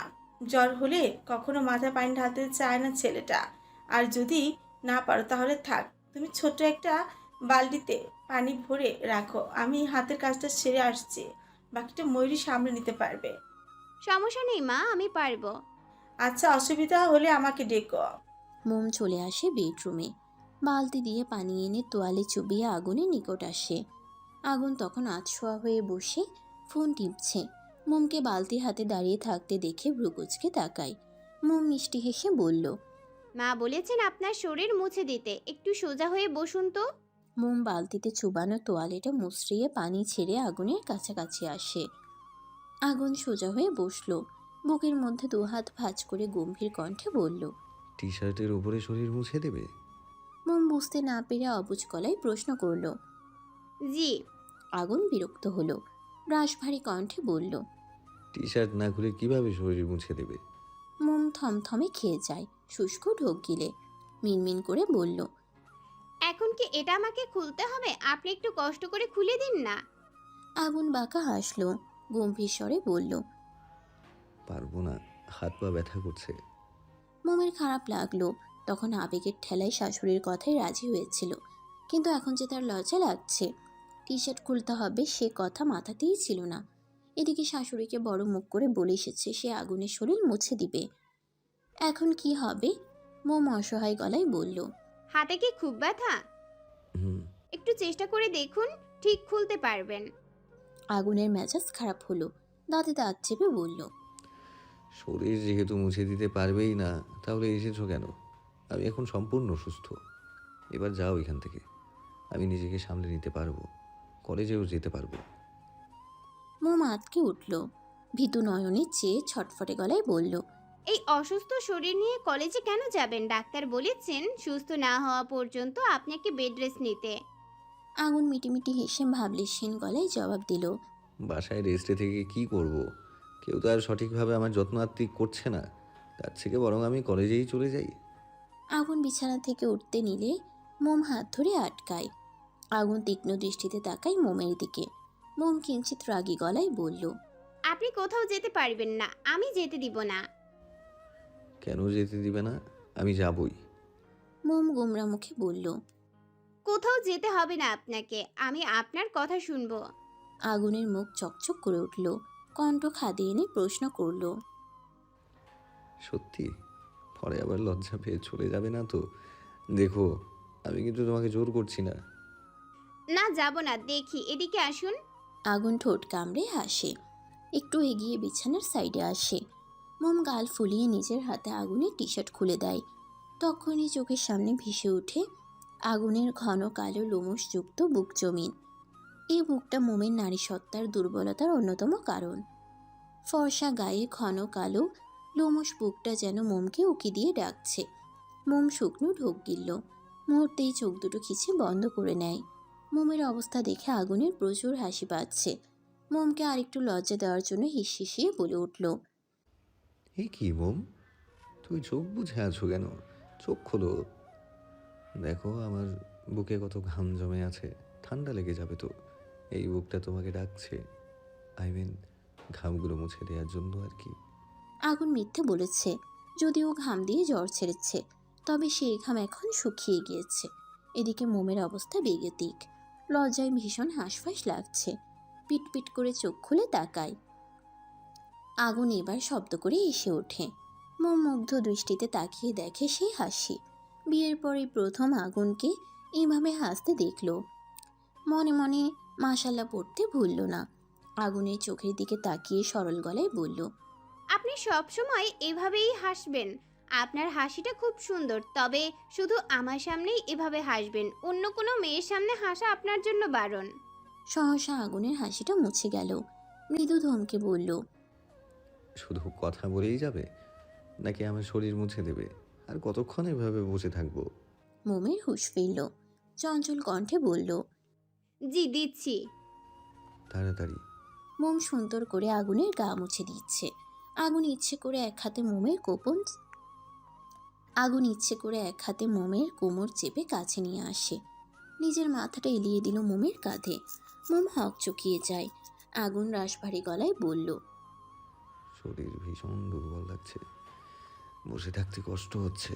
মোম ঠোঁট কামড়ে ব্যস্ত কণ্ঠে বলে উঠল, এতক্ষণ তো দিব্যি বসেছিলেন, এখন হুট করেই শরীর দুর্বল লাগছে? একটু আগেই তো বলছিলেন আপনি একাই সব পারেন, কলেজেও যেতে চাচ্ছিলেন, এখন কি হলো? আগুন ফোঁস করে নিঃশ্বাস ছেড়ে শান্ত গলায় বলল, দুর্বল তো ছিলাম না, কিন্তু তুমি কাছে আসায় আবার দুর্বল হয়ে গিয়েছি, সেই জন্য তোমার সাপোর্ট নিচ্ছি। গা তো মোছা শেষ, এখন সরে বসুন, আমি একটু রান্নাঘরে যাব, দেখি মায়ের কোনো সাহায্য লাগবে কিনা। হুম, সরা যাবে না, আর তোমাকেও কোথাও যেতে হবে না। রান্নাঘরের কাজ আমার মা একাই সামলে নিতে পারবে, তুমি শুধু আমার দিকে নজর দাও। মোম বোকার মতো আগুনকে আপাত মস্তক পর্যবেক্ষণ করে বলল। ক্ষেপে উঠল আগুন। মোমের মসৃণ কোমরে মৃদু চাপ দিয়ে আরেকটু নিজের সাথে লাগিয়ে নিল। চাপা স্বরে ধমকে বলল, তুমি এতটাও ছোট নও মোম, তুমি সব কিছুই জানো, সব কিছুই বুঝতে পারো, শুধু লজ্জা আর কিছুটা ভয়ে আমার থেকে দূরে থাকো। মোম এখন আগুনের কোলের উপর বসা। মোমের একটা হাত আগুনের ঘাড়ির উপর, আরেকটা হাত কাঁধে। ফ্যানের বাতাসে মোমের মাথার কিছু ছোট চুল কপালে লুটোপুটি খাচ্ছে। আগুন হাত বাড়িয়ে কপালে পড়ে থাকা অগোছালো চুলগুলো আলতো করে কানের পিঠে গুজে দেয়। মোম মাথা নিচু করে নিল। আগুন শীতল গলায় বলল, তুমি কি ভেবেছো আমি কিছুই জানি না? আমার বাসায় না থাকলে তুমি আমার শার্ট বের করে গায়ে জড়িয়ে রাখো ঘন্টার পর ঘন্টা, ড্রেসিং টেবিল থেকে আমার পারফিউম নিয়ে পুরো রুম স্প্রে করো। তাই তো বলি আমার পারফিউম 1 সপ্তাহের বেশি টিকে না কেন। যেখানে 1 বোতল পারফিউম আবার 1 মাস চলে যায়, সেখানে তুমি আসার পর মাত্র 1 সপ্তাহ চলে। মোম চকিতে তাকালো। এদিক ওদিক নজর ফেরায়। মোমের গলা শুকিয়ে আসছে। শুষ্ক ঢোক গিলে কাপা গলায় বলল, আপনি কিভাবে জানলেন?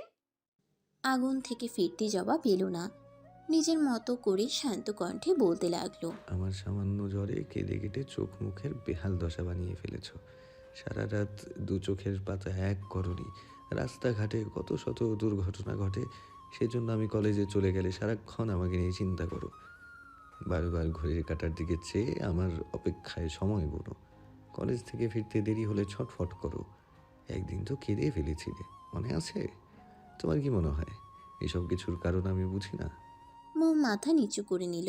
হাতে পায়ে নামলো চিরচেনা সেই কম্পন। আগুন এক হাত দিয়ে আলতো করে মোমের চোয়াল চেপে ধরল। শীতল গলায় বলল, উত্তর দাও।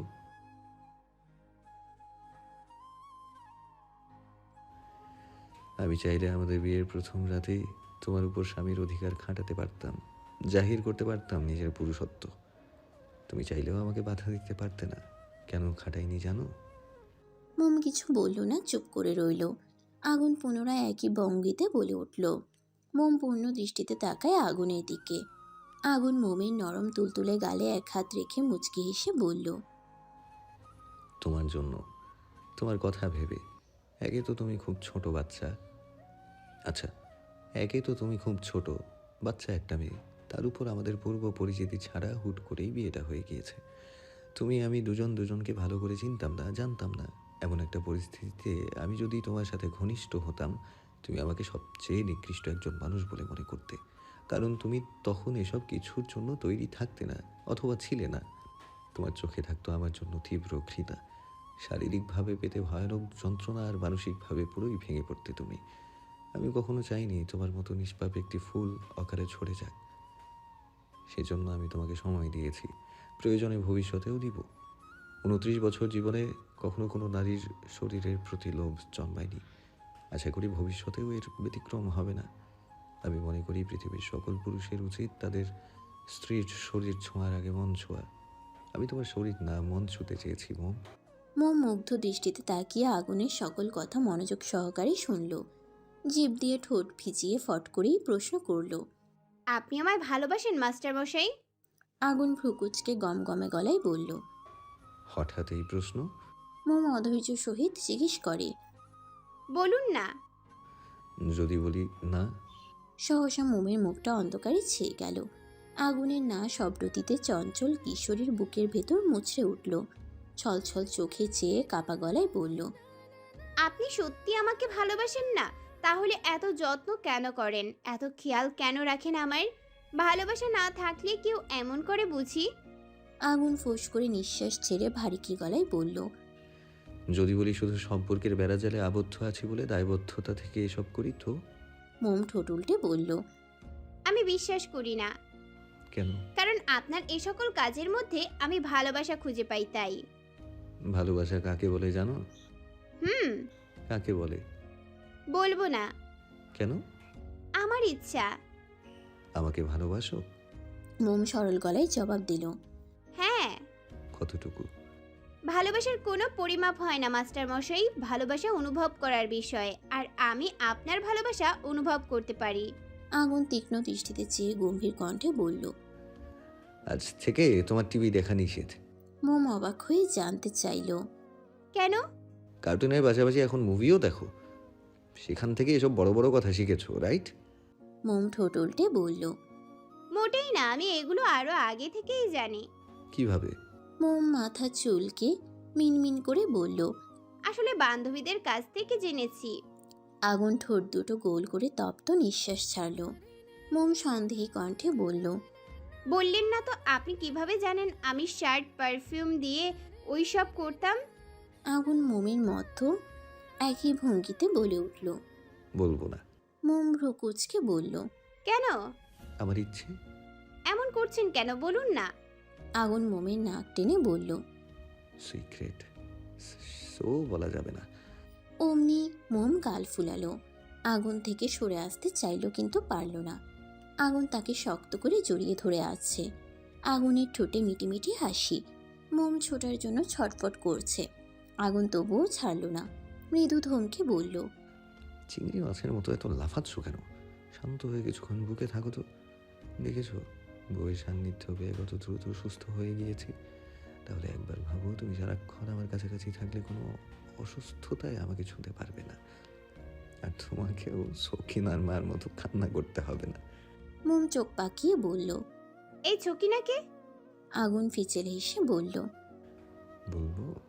আগুন মোমের কানের কাছে মুখ নিয়ে ফিসফিস করে বলল, আমার হবু বাবুর আম্মু। মোমের কান গরম হয়ে গেল। লজ্জা রাঙা মুখটাই ছড়িয়েছে রক্তিমাভা। আগুনের উষ্ণ নিঃশ্বাস মোমের ঘাড়ে আছড়ে পড়ছে। কথা বলার দরুন আগুনের উত্তপ্ত উষ্ণ ঠোঁট মোমের কানের লতি স্পর্শ করছে। মোম মৃদু কেঁপে ওঠে। পেলক একটা হাত খামচে ধরেছে আগুনের কাঁধ। খালি গায়ে থাকায় আগুন কিঞ্চিত ব্যথা পেল। মোমের চোখ দুটো বন্ধ। আগুন ভ্রু কুঁচকে নিজের কাঁধের দিকে তাকায়। হাতটা নামিয়ে চোখের সামনে ধরল। অমনি ললাটে প্রগাঢ় ভাঁজ পড়ল। চোয়াল শক্ত করে দাঁতে দাঁত চেপে ধমকে বলল, আজকের মধ্যে যেন হাতের নখগুলো চামড়া সমান দেখি। এই নখ আমার ভবিষ্যতের বাধা। মোম পিটপিট করে চোখ খুলে বলল, এই নখগুলো আপনাকে কি করেছে? এখন বেশি কিছু করেনি, তবে পরবর্তীতে করবে। কি করবে? আগুনের মেজাজ খারাপ হলো। মোমকে নিজের থেকে সরিয়ে দিল। মোম হতভম্ব হয়ে গেল। ফোঁস করে উঠে নিজে থেকেই একদম আগুনের কাছ ঘেঁষে বসল। আগুনের এক বাহু আঁকড়ে ধরে কটমট করে বলল, কি করেছি আমি? এমন করছেন কেন? কিছু করনি, দূরে থাকো, নয়তো আমি কিছু করে ফেলবো। সূর্যের প্রখর উত্তাপ ঠাঁই পেয়েছে ধরণীর বুকে। আকাশে ভেসে বেড়াচ্ছে শুভ্র রাঙা সাদা মেঘ, যা দেখতে চমৎকার লাগছে। দূর আকাশে নজরে আসছে বেশ কিছু গাংচিল। তারা আপন মনে নিজ ছন্দে ডানা মেলে উঠছে। আগুনের কাছেও মোমের শুভ্র রাঙা নিষ্পাপ মুখশ্রী দেখতে বেশ লাগছে। এই বাচ্চা বউকে দেখলে আগুনের মন মস্তিষ্ক কন্ট্রোলে থাকে না। ইচ্ছে করে বলিষ্ঠ বুকের নিচে ছোট্ট নরম তুলতুলে শরীরটা পিষে ফেলতে, ভালোবাসার জাতা কোলে মুড়িয়ে রাখতে। মোমের মুখটা আগুনের মুখের কাছাকাছি। দুজনের উষ্ণ নিঃশ্বাস আশ্রে পড়ছে একে অপরের মুখে। মোম কিঞ্চিত রাগী চেহারা নিয়ে আগুনের দিকে চেয়ে, কিন্তু আগুনের বেহায়া চোখ দুটির নজর মোমের গোলাপি রাঙা পাতলা কোমল ওষ্ঠে। মোম তেজি স্বরে বলে উঠল, কেন, কি সমস্যা? আমি আপনার কাছে ঘেঁষে বসলে কি আপনার গায়ে ফোসকা পড়ে যাবে? আমি সরবো না আপনার থেকে। আমার যেভাবে ইচ্ছে আমি সেভাবেই বসে থাকবো, দরকার হলে সারা জীবন এভাবে বসে থাকবো। তাতে আপনার কি কি করবেন আপনি?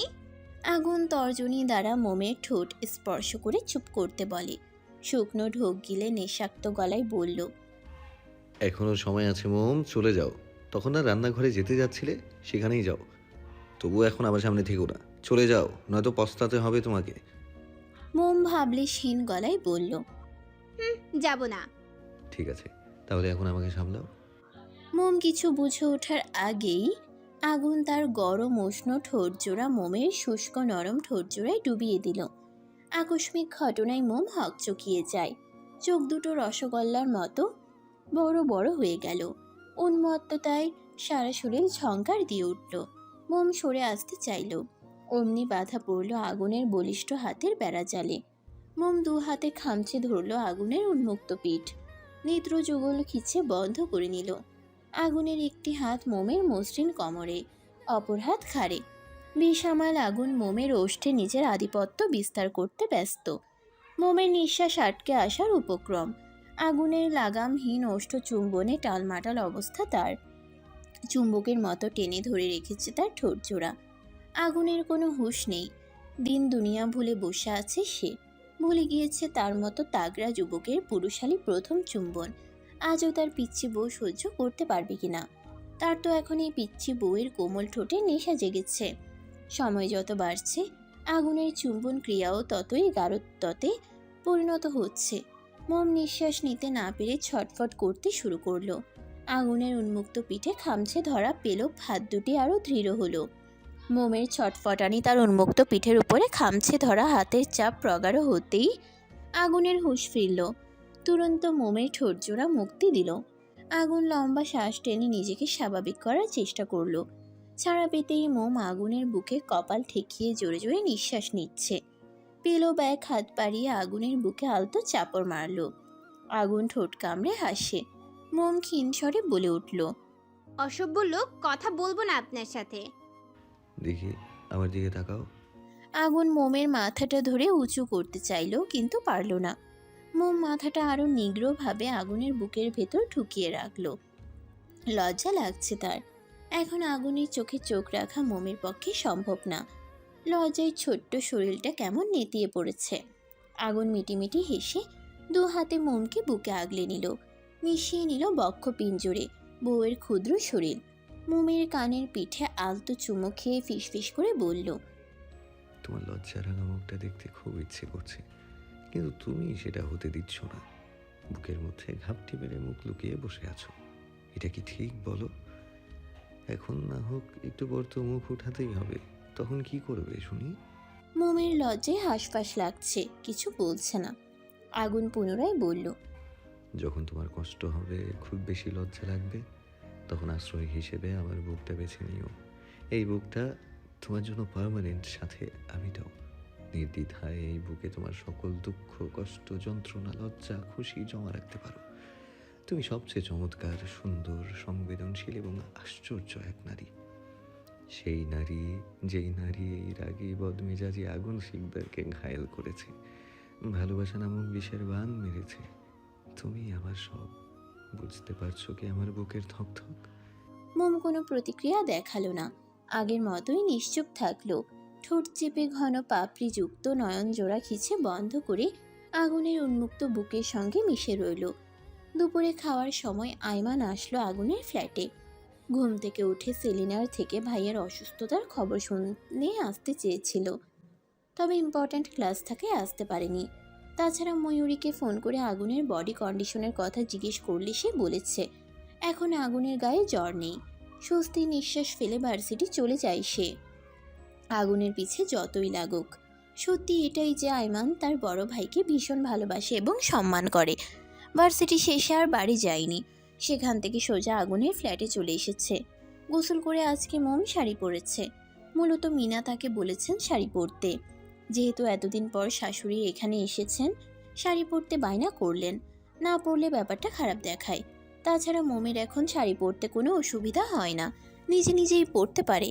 সেজন্য থ্রি পিস না পরে শাড়ি পরলো।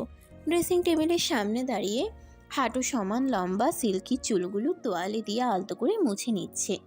শাড়ির ফাঁক গলিয়ে মোমের ফর্সা পেট দেখা যাচ্ছে, যা দরজায় হেলান দিয়ে দাঁড়িয়ে থাকা আগুনের চোখ ধাঁধিয়ে দিচ্ছে। কয়েক কদম এগিয়ে এসে পেছন থেকে মোমকে জড়িয়ে ধরল, মুখ ডুবিয়ে দিল মোমের ভেজা খোলা ঘন কালো লম্বা চুলে।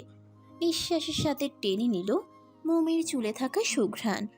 আগুনের হুট করে জড়িয়ে ধরায় মোমের শরীর ঝাঁকুনি দিয়ে উঠল, কেঁপে উঠে মোমের ছোট সত্তা। আগুনের বলিষ্ঠ দুটি হাত মোমের পেটের উপর রাখা। মোম আগুনের হাতের উপর নিজের এক হাত রেখে সম্মুখের আয়নায় আগুনের মুখশ্রী দেখে মৃদু চেঁচিয়ে বলে উঠল, কি করছেন কি? আপনার কি লজ্জা বলতে কিছু নেই?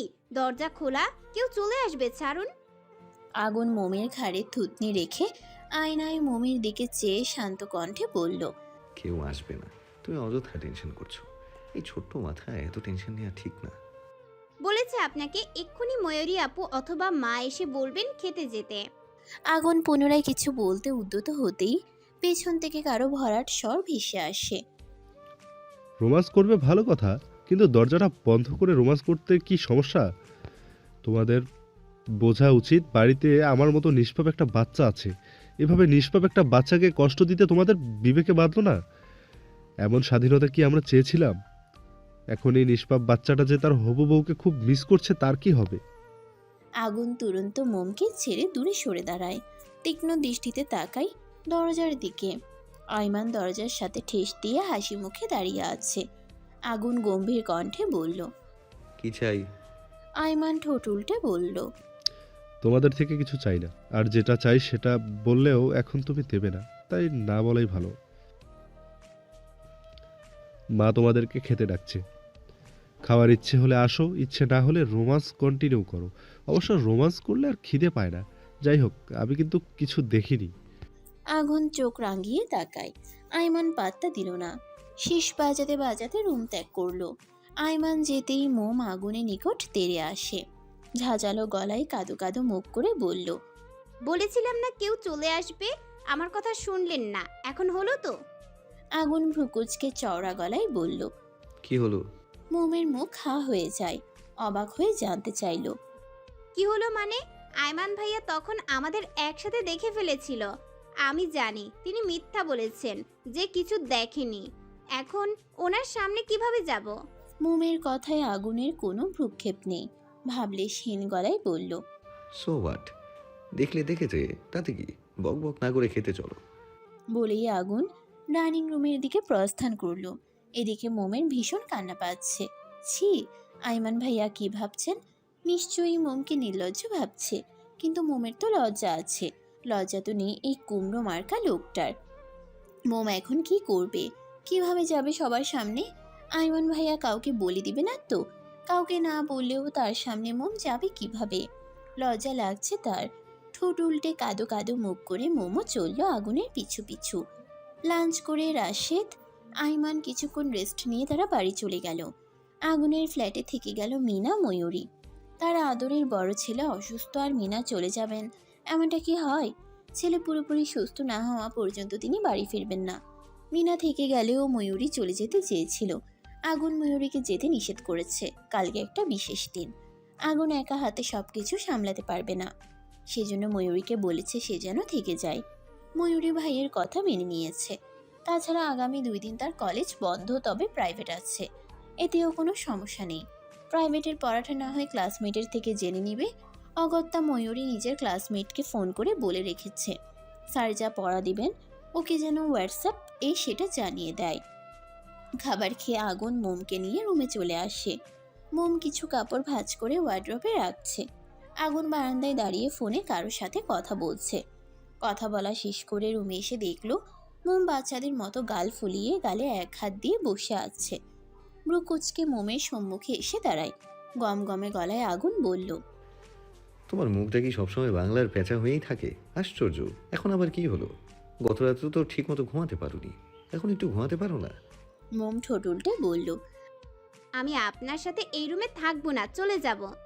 আগুন হাতে থাকা মোবাইলটা ড্রেসিং টেবিলের উপর রেখে বিছানায় এসে নিজের জায়গায় শটান হয়ে শুয়ে পড়ল। শরীরটা কেমন হালকা গরম গরম লাগছে। আবার জ্বর চলে আসবে নাকি কে জানে। মাথার দুপাশের ধমনীর শিরাগুলো কেমন লাফাচ্ছে।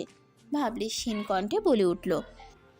যেখানে খুশি যেতে পারো, শুধু বাসার বাইরে যাওয়া যাবে না। খেপে উঠল মোম। বসা হতে উঠে আগুনের কাছে এসে বসলো। চঞ্চল ভঙ্গিতে আচমকা তীব্র সাহস নিয়ে বলল, আমি চলে যেতে চাচ্ছি আর আপনি আমায় আটকাবেন না? ভদ্রতা দেখিয়েও তো একবার বলতে পারতেন না মম, তুমি কোথাও যেতে পারবে না, এই রুমেই থাকো, আমাকে একা ফেলে যেও না। নাকি আমাকে এখন আপনার ভালো লাগে না? একটু আগে ফোনে কার সঙ্গে কথা বলছিলেন শুনি? আগুন হতভম্ব হয়ে গেল। যতটুকু মনে পড়ছে জ্বর তো আগুনের এসেছে। জ্বর আসলে মানুষ জ্বরের ঘোরে কত আবোল তাবোল কথা বলে। তাহলে এসব আজগুবি কথা মোম কেন বলছে? এসব তো আগুনের বলা উচিত। আগুন চোখ ছোট ছোট করে তাকিয়ে রাশভারী গলায় বলল, দেখি, আর একটু কাছে আসো তো। মোম আসলো। আগুন মোমের কপালে হাত দিয়ে চেক করলো। অতঃপর গম্ভীর কণ্ঠে বলল, খাবার খাওয়ার আগে রাশেদ যখন টিভিতে নিউজ দেখছিলেন তখন মোমো সেখানে উপস্থিত ছিল। নিউজে দেখাচ্ছিল বউকে রেখে স্বামী পরকীয়া করে। বউকে ভালোবাসে না, অথচ অন্য মেয়েদের প্রতি স্বামীর তীব্র আকর্ষণ। ব্যাস, তারপর থেকেই মোমের মনের মধ্যে হাঁসফাঁস লাগতে শুরু করলো। চঞ্চল কিশোরীর বুকের ভেতর অজানা ভয় বাসা বাঁধল। মোম গাল ফুলিয়ে বলল, আমি যখন চলে যেতে চাচ্ছিলাম আপনি আমাকে থেকে যেতে কেন বলেননি? যেতে নিষেধ কেন করলেন না? আগুন ঠোঁট কামড়ে হাসে। গলা খাকারি দিয়ে শান্ত কণ্ঠে বলল, তুমি কি চাও আমি তোমাকে আটকাই? মোম সরল গলায় জবাব দিল, চাই তো। আগুনের হাসি চওড়া হলো। মোমকে হ্যাচকা টান দিয়ে বুকে জড়িয়ে বিছানায় শুয়ে দিল। মোম ভয়ে চোখ খিচে বন্ধ করে নিল। মৃদু রাগী গলায় বলল, এমন কেউ করে? ভয় পেয়ে গিয়েছিলাম। আগুন অধরের হাসি বজায় রেখে শীতল গলায় বলল, আমি আছি তো, তাহলে ভয় কিসের? মোম এসব কথা কানে নিল না। মনের মধ্যে থাকা প্রশ্নগুলো ছটফট কণ্ঠে বলে উঠল, মাস্টার মশাই, আপনি আমাকে ভালোবাসেন বা না বাসেন সমস্যা নেই, শুধু সারা জীবন আমার পাশে ভরসাযোগ্য একজন মানুষ হয়ে থাকলেই চলবে। এখন যেমন আছেন সারা জীবন এমন থাকলেই হবে, এতেই আমি খুশি। আমি যদি কখনো কোনো ভুল করি, অন্যায় করে ফেলি, আপনাকে কষ্ট দিয়ে ফেলি, আপনি আমাকে বকুনি দিয়েন, দরকার হলে শাস্তি হিসেবে মারতেও পারেন। তবুও আমি ছাড়া অন্য কোনো মেয়ের প্রতি আকৃষ্ট হবেন না, তাহলে কিন্তু মম অনেক কষ্ট পাবে। মমের মন ভেঙে যাবে, সহ্য করতে না পেরে হয়তো মম মরেই যাবে। বলতে বলতে ফুপিয়ে কেঁদে উঠল মোম। আগুন অবাক হয়ে গেল। এই মুহূর্তে মোমের থেকে এসব কথা সে আশা করেনি। মোমকে বুক থেকে সরিয়ে মাথাটা বালিশে রাখল। কিঞ্চিত ঝুঁকে মোমের উপর আধশোয়া হলো। বলিষ্ঠ হাতে চোখের জল মুছে দিয়ে নরম গলায় বলল, কি হয়েছে মোম? আমার নামে কেউ কিছু বলেছে? তুমি কিছু শুনেছো? মোম মাথা নেড়ে না করল। তাহলে হঠাৎ এসব কথা কেন বলছো? মোম নাক টেনে টলমল চোখে চেয়ে মায়াভরা কণ্ঠে বলল, টিভিতে দেখেছি স্বামীরা নাকি পরকীয়া করে, বউকে রেখে অন্য মেয়েদের সাথে চলে যায়। আগুন দীর্ঘশ্বাস ছাড়ল, শান্ত কণ্ঠে বলল, সেই জন্য কাঁদছ? তোমার কি আমাকে তাদের মতোই মনে হয়? সব মানুষ এক হয় না মোম, সেভাবে সব স্বামীও এক হয় না। তুমি না একদিন বলেছিলে তোমার কোন বান্ধবীকে নাকি তার স্বামী অনেক মারে? আমাদের বিয়ের পর তোমার গায়ে কখনো হাত তুলেছি আমি? মারা তো অনেক দূরে থাক, আজ পর্যন্ত একটা ফুলের টোকাও দেইনি। তোমার উপর রাগ হলে আমি দূরে সরে থাকতাম, যাতে আমার রাগ তোমাকে দেখতে না হয়। তবুও এত সন্দেহ? মোমের চোখ দুটো আবারও ভিজে উঠেছে। সেই নোনা পানি গড়িয়ে পড়ল মোমের মসৃণ গাল বেয়ে। কাদো কাদো গলায় মোম জবাব দিল, সন্দেহ করিনি, শুধু বলেছি মাস্টার মশাই সব সময় তার মোমের হয়েই থাকবে। আগুন মুচকি হেসে মোমের গালে গড়িয়ে পড়া চোখের পানি মুছে দিল। ঝুঁকে কপালে আলতো করে চুমু খেল। কপালে কপাল ঠেকিয়ে শীতল গলায় বলল, জি, আমার কাঁদুনের বউ। আগুন শুধু তার মোমের। একটা কথা জেনে রেখো, মোম ছাড়া এই আগুনের বুকে আর কেউ থাকবে না, কথা দিলাম। যত দূরেই যাই না কেন, তুমি থাকবে কাছে। তুমি ছাড়া এই জীবনে কে থাকবে আর পাশে? আগুন কলেজ থেকে 3 দিনের ছুটি নিয়েছে। একদিন তো অনুমতি ব্যতীত ছুটি কাটিয়েছে জ্বরের জন্য। মিনার কথায় আরও 2 দিন বাড়িয়ে ছুটি নিয়েছে।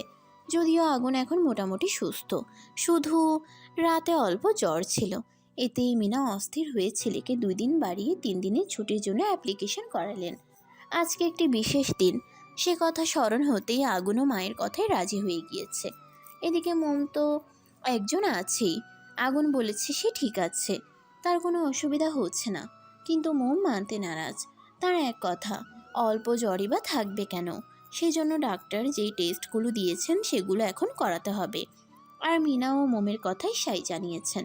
অগত্যা আগুন বাধ্য হয়ে মোমকে সাথে নিয়ে পরিচিত এক হসপিটালে টেস্টগুলো করানোর জন্য চলে গেল। সেখানে আগুনের চেনা জানা ভালো একজন ডক্টর আছে। মোম বোরকা পরেছে, চোখ ছাড়া তার আপাত মস্তক বোরকার আড়ালে ঢাকা। আগুন নিজের গাড়িতে করেই এসেছে। মোমকে সিটে বসিয়ে সুন্দর করে সিট বেল্ট লাগিয়ে দিল। নিজে বসে পড়ল ড্রাইভিং সিটে। মোম এটা সেটা বলছে আর আগুন চুপ করে শুনছে। আগুন ড্রাইভিং করার পাশাপাশি মুখোশের আড়ালে ঢাকা মোমের ক্ষুদ্র আদল তীক্ষ্ণ দৃষ্টিতে পর্যবেক্ষণ করছে। কল্পনা করছে কিভাবে তার পিচ্ছি বউ চিকন পাতলা অধর জোড়া নেড়ে নেড়ে তোতা পাখির মতো বুলি আওড়াচ্ছে। হসপিটালে পৌঁছে গেটের বাইরে গাড়ি পার্ক করে মোমের হাত ধরে ভেতরে প্রবেশ করলো আগুন। মোম মাথা এদিক ওদিক ঘুরিয়ে চক্ষু জোড়া দিয়ে অবলোকন করছে হসপিটালের পরিবেশ। হসপিটালে তেমন ভিড় নেই, স্বল্প মানুষের সমাগম।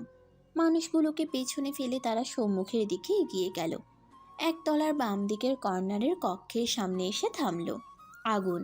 ভেতরে কাঙ্ক্ষিত মানুষটি ছাড়াও অন্য দুজন লোক দেখা যাচ্ছে। আগুন দরজায় নক করলো না।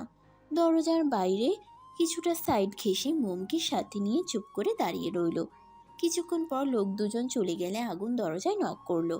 ভরাট স্বরে বলে উঠল, মে আই কামিং স্যার? কারো গলার আওয়াজ শুনে কক্ষের মধ্যে সুন্দর ডিজাইনের কারুকাজ করা চেয়ারে বসে থাকা ডক্টর আশানুর মাথা উঠিয়ে নজর রাখলো দরজায়। চেনা পরিচিত মুখাবয়ব দেখে চোখ দুটো চকচক করে উঠল। বসা হতে উঠে খুশিতে গদগদ হয়ে বলে, আগুন, কতদিন পর দেখা হলো আমাদের, কেমন আছিস? আগুন কোনো প্রতিক্রিয়া দেখালো না। দরজার বাইরে ঠাই দাঁড়িয়ে, তার পিছনে মোম। আগুনের মুখে বিরক্তির ছাপ স্পষ্ট। আশানুর কাছে এগিয়ে এসে গমগমে গলায় বলল, শালা, আমার চেম্বারে আসতে হলে তোকে আবার পারমিশন নিতে হবে নাকি? ঝড়ের গতিতে ঢুকে যাবি, কোনো সমস্যা নেই। আগুন গম্ভীর কণ্ঠে বলল। সামনে থেকে না শুলে ভেতরে আসবো কিভাবে? আশানুর সরে দাঁড়ায়। আগুন মোমকে নিয়ে ভেতরে প্রবেশ করল। মোমকে দেখে আশানুর ভ্রু কুঁচকে ফেলল, কিছু বলল না। ভদ্রতা সূচক চেয়ারে বসতে বলে নিজেও গিয়ে তার জন্য বরাদ্দকৃত জায়গায় বসে পড়ল। আগুন মোমকে চেয়ার টেনে বসিয়ে পাশের চেয়ারটায় নিজে বসলো। আশানুর মুচকি হেসে বলল, কি খাবি বল, চা নাকি কফি, সাথে অন্য কিছু? আগুন ফোঁস করে নিঃশ্বাস ছেড়ে হাতে থাকা একটা ফাইল আশানুরের দিকে এগিয়ে দিল। রাশভারী কণ্ঠে বলল, কিছু খাবো না, জ্বর এসেছিল 2 দিন আগে। ফ্যামিলি ডক্টর বলেছেন এই টেস্টগুলো করিয়ে নিতে। যদিও আমার মনে হয় টেস্ট করানোর কোনো প্রয়োজন নেই, তবুও তুই একবার চেক করে জানা। সে না হয় দেখছি, তাই বলে কিছু খাবি না? খালি মুখেই চলে যাবি? তুইও কলেজ নিয়ে ব্যস্ত থাকিস, আমিও হসপিটাল নিয়ে। বন্ধুরা মিলে যে কিছু সময় আড্ডা দেবো সেই সময়টুকুও নেই। এক কাপ কফি অন্তত খেয়ে যা। আগুন বিরক্ত দৃষ্টিতে তাকায় আশানুরের দিকে। আশানুর নিজেই একজনকে ফোন করে 1 কাপ কফি, 1 গ্লাস জুস আর বিস্কুট দিয়ে যেতে বলল। মোমের দিকে চেয়ে হাসি মুখে বলল, এটা কে, তোর বোন নাকি? বাহ, আগের থেকে অনেক বেশি সুন্দর হয়ে গিয়েছে। আগে তো এতটা ফর্সা ছিল না, গায়ের রং শ্যাম বর্ণের ছিল, আর এখন দুধে আলতা গায়ের রং। বলেই হতাশা নিঃশ্বাস ত্যাগ করলো। পুনরায় বলল, মেয়েদের সুন্দর হওয়ার জন্য কত রকমের প্রোডাক্ট বের হয়েছে রে, এইসব মেখেই তো মেয়েরা ময়দা সুন্দর হয়। তুই এবার ভাবিস না তোর বোনকে মিন করে কিছু বলছি, আমি বাকি মেয়েদের উদ্দেশ্যে বললাম আর কি। তা ময়ূরে, কেমন আছো তুমি? পড়াশোনা ঠিকঠাক চলছে তো? পড়া নিয়ে কোনো সমস্যা হলে নির্দ্বিধায় আমাকে ফোন করে জানাতে পারো। আমি যেহেতু একজন ডক্টর, আশা করি তোমার অনেক হেল্প হবে। আগুন এতক্ষণ চোয়াল শক্ত করে আশানুরের কথাগুলো শুনল। আশানুর থামাতেই টেবিলের উপর বলিষ্ঠ হাতে কিছুটা জোরেই থাপ্পড় দিয়ে দাঁতে দাঁত চেপে ধমকে বলল, আর একটাও যদি আজাইরে কথা বলিস তাহলে গরম কফি তোর মুখে ঢেলে দিব। আশানুর হক চুকিয়ে যায়। মোমো কিঞ্চিত ভয় পেল। আশানুর ব্যগ্র কণ্ঠে বলল, রেগে যাচ্ছিস কেন? ওহো, তোর বোনকে ফোন করতে বলে রাগ করছিস? আরে এতে রাগ করার কি আছে? তোর বোন মানে তো আমারও বোন। আগুন গলা ছেড়ে চিৎকার করে উঠল, শাট আপ! আর একবার ওকে আমার বোন বললে তোর শ্বাসনালী চেপে ধরবো। আশানুর শুকনো ঢোক গিলে আমতা আমতা করে বলল, ভাই প্লিজ তুই শান্ত হ, এটা হসপিটাল, এখানে আমার একটা রেপুটেশন আছে, এভাবে চিৎকার করে আমার ইমেজ খারাপ করিস না। আগুন দমে গেল। মোমকে এক পলক দেখে শান্ত কণ্ঠে বলল, তোকে যেটা বললাম সেই কাজটা কর। আশানুর তীক্ষ্ণ দৃষ্টিতে চেয়ে শোধালো। তোর বোন না হলে ওকে? আগুন ভাবলে ক্ষীণ গলায় বলল। তোর ভাবি। আশানুরের চোখ দুটো বড় বড় হয়ে গেল। অবিশ্বাসের সুরে বলে, হোয়াট? আমার তো কোনো ভাই নেই, আমি আমার বাবা মায়ের একমাত্র সন্তান, তাহলে ভাবি আসবে কোথা থেকে? আগুনের মেজাজ খারাপ হলো। চিবিয়ে চিবিয়ে বলল,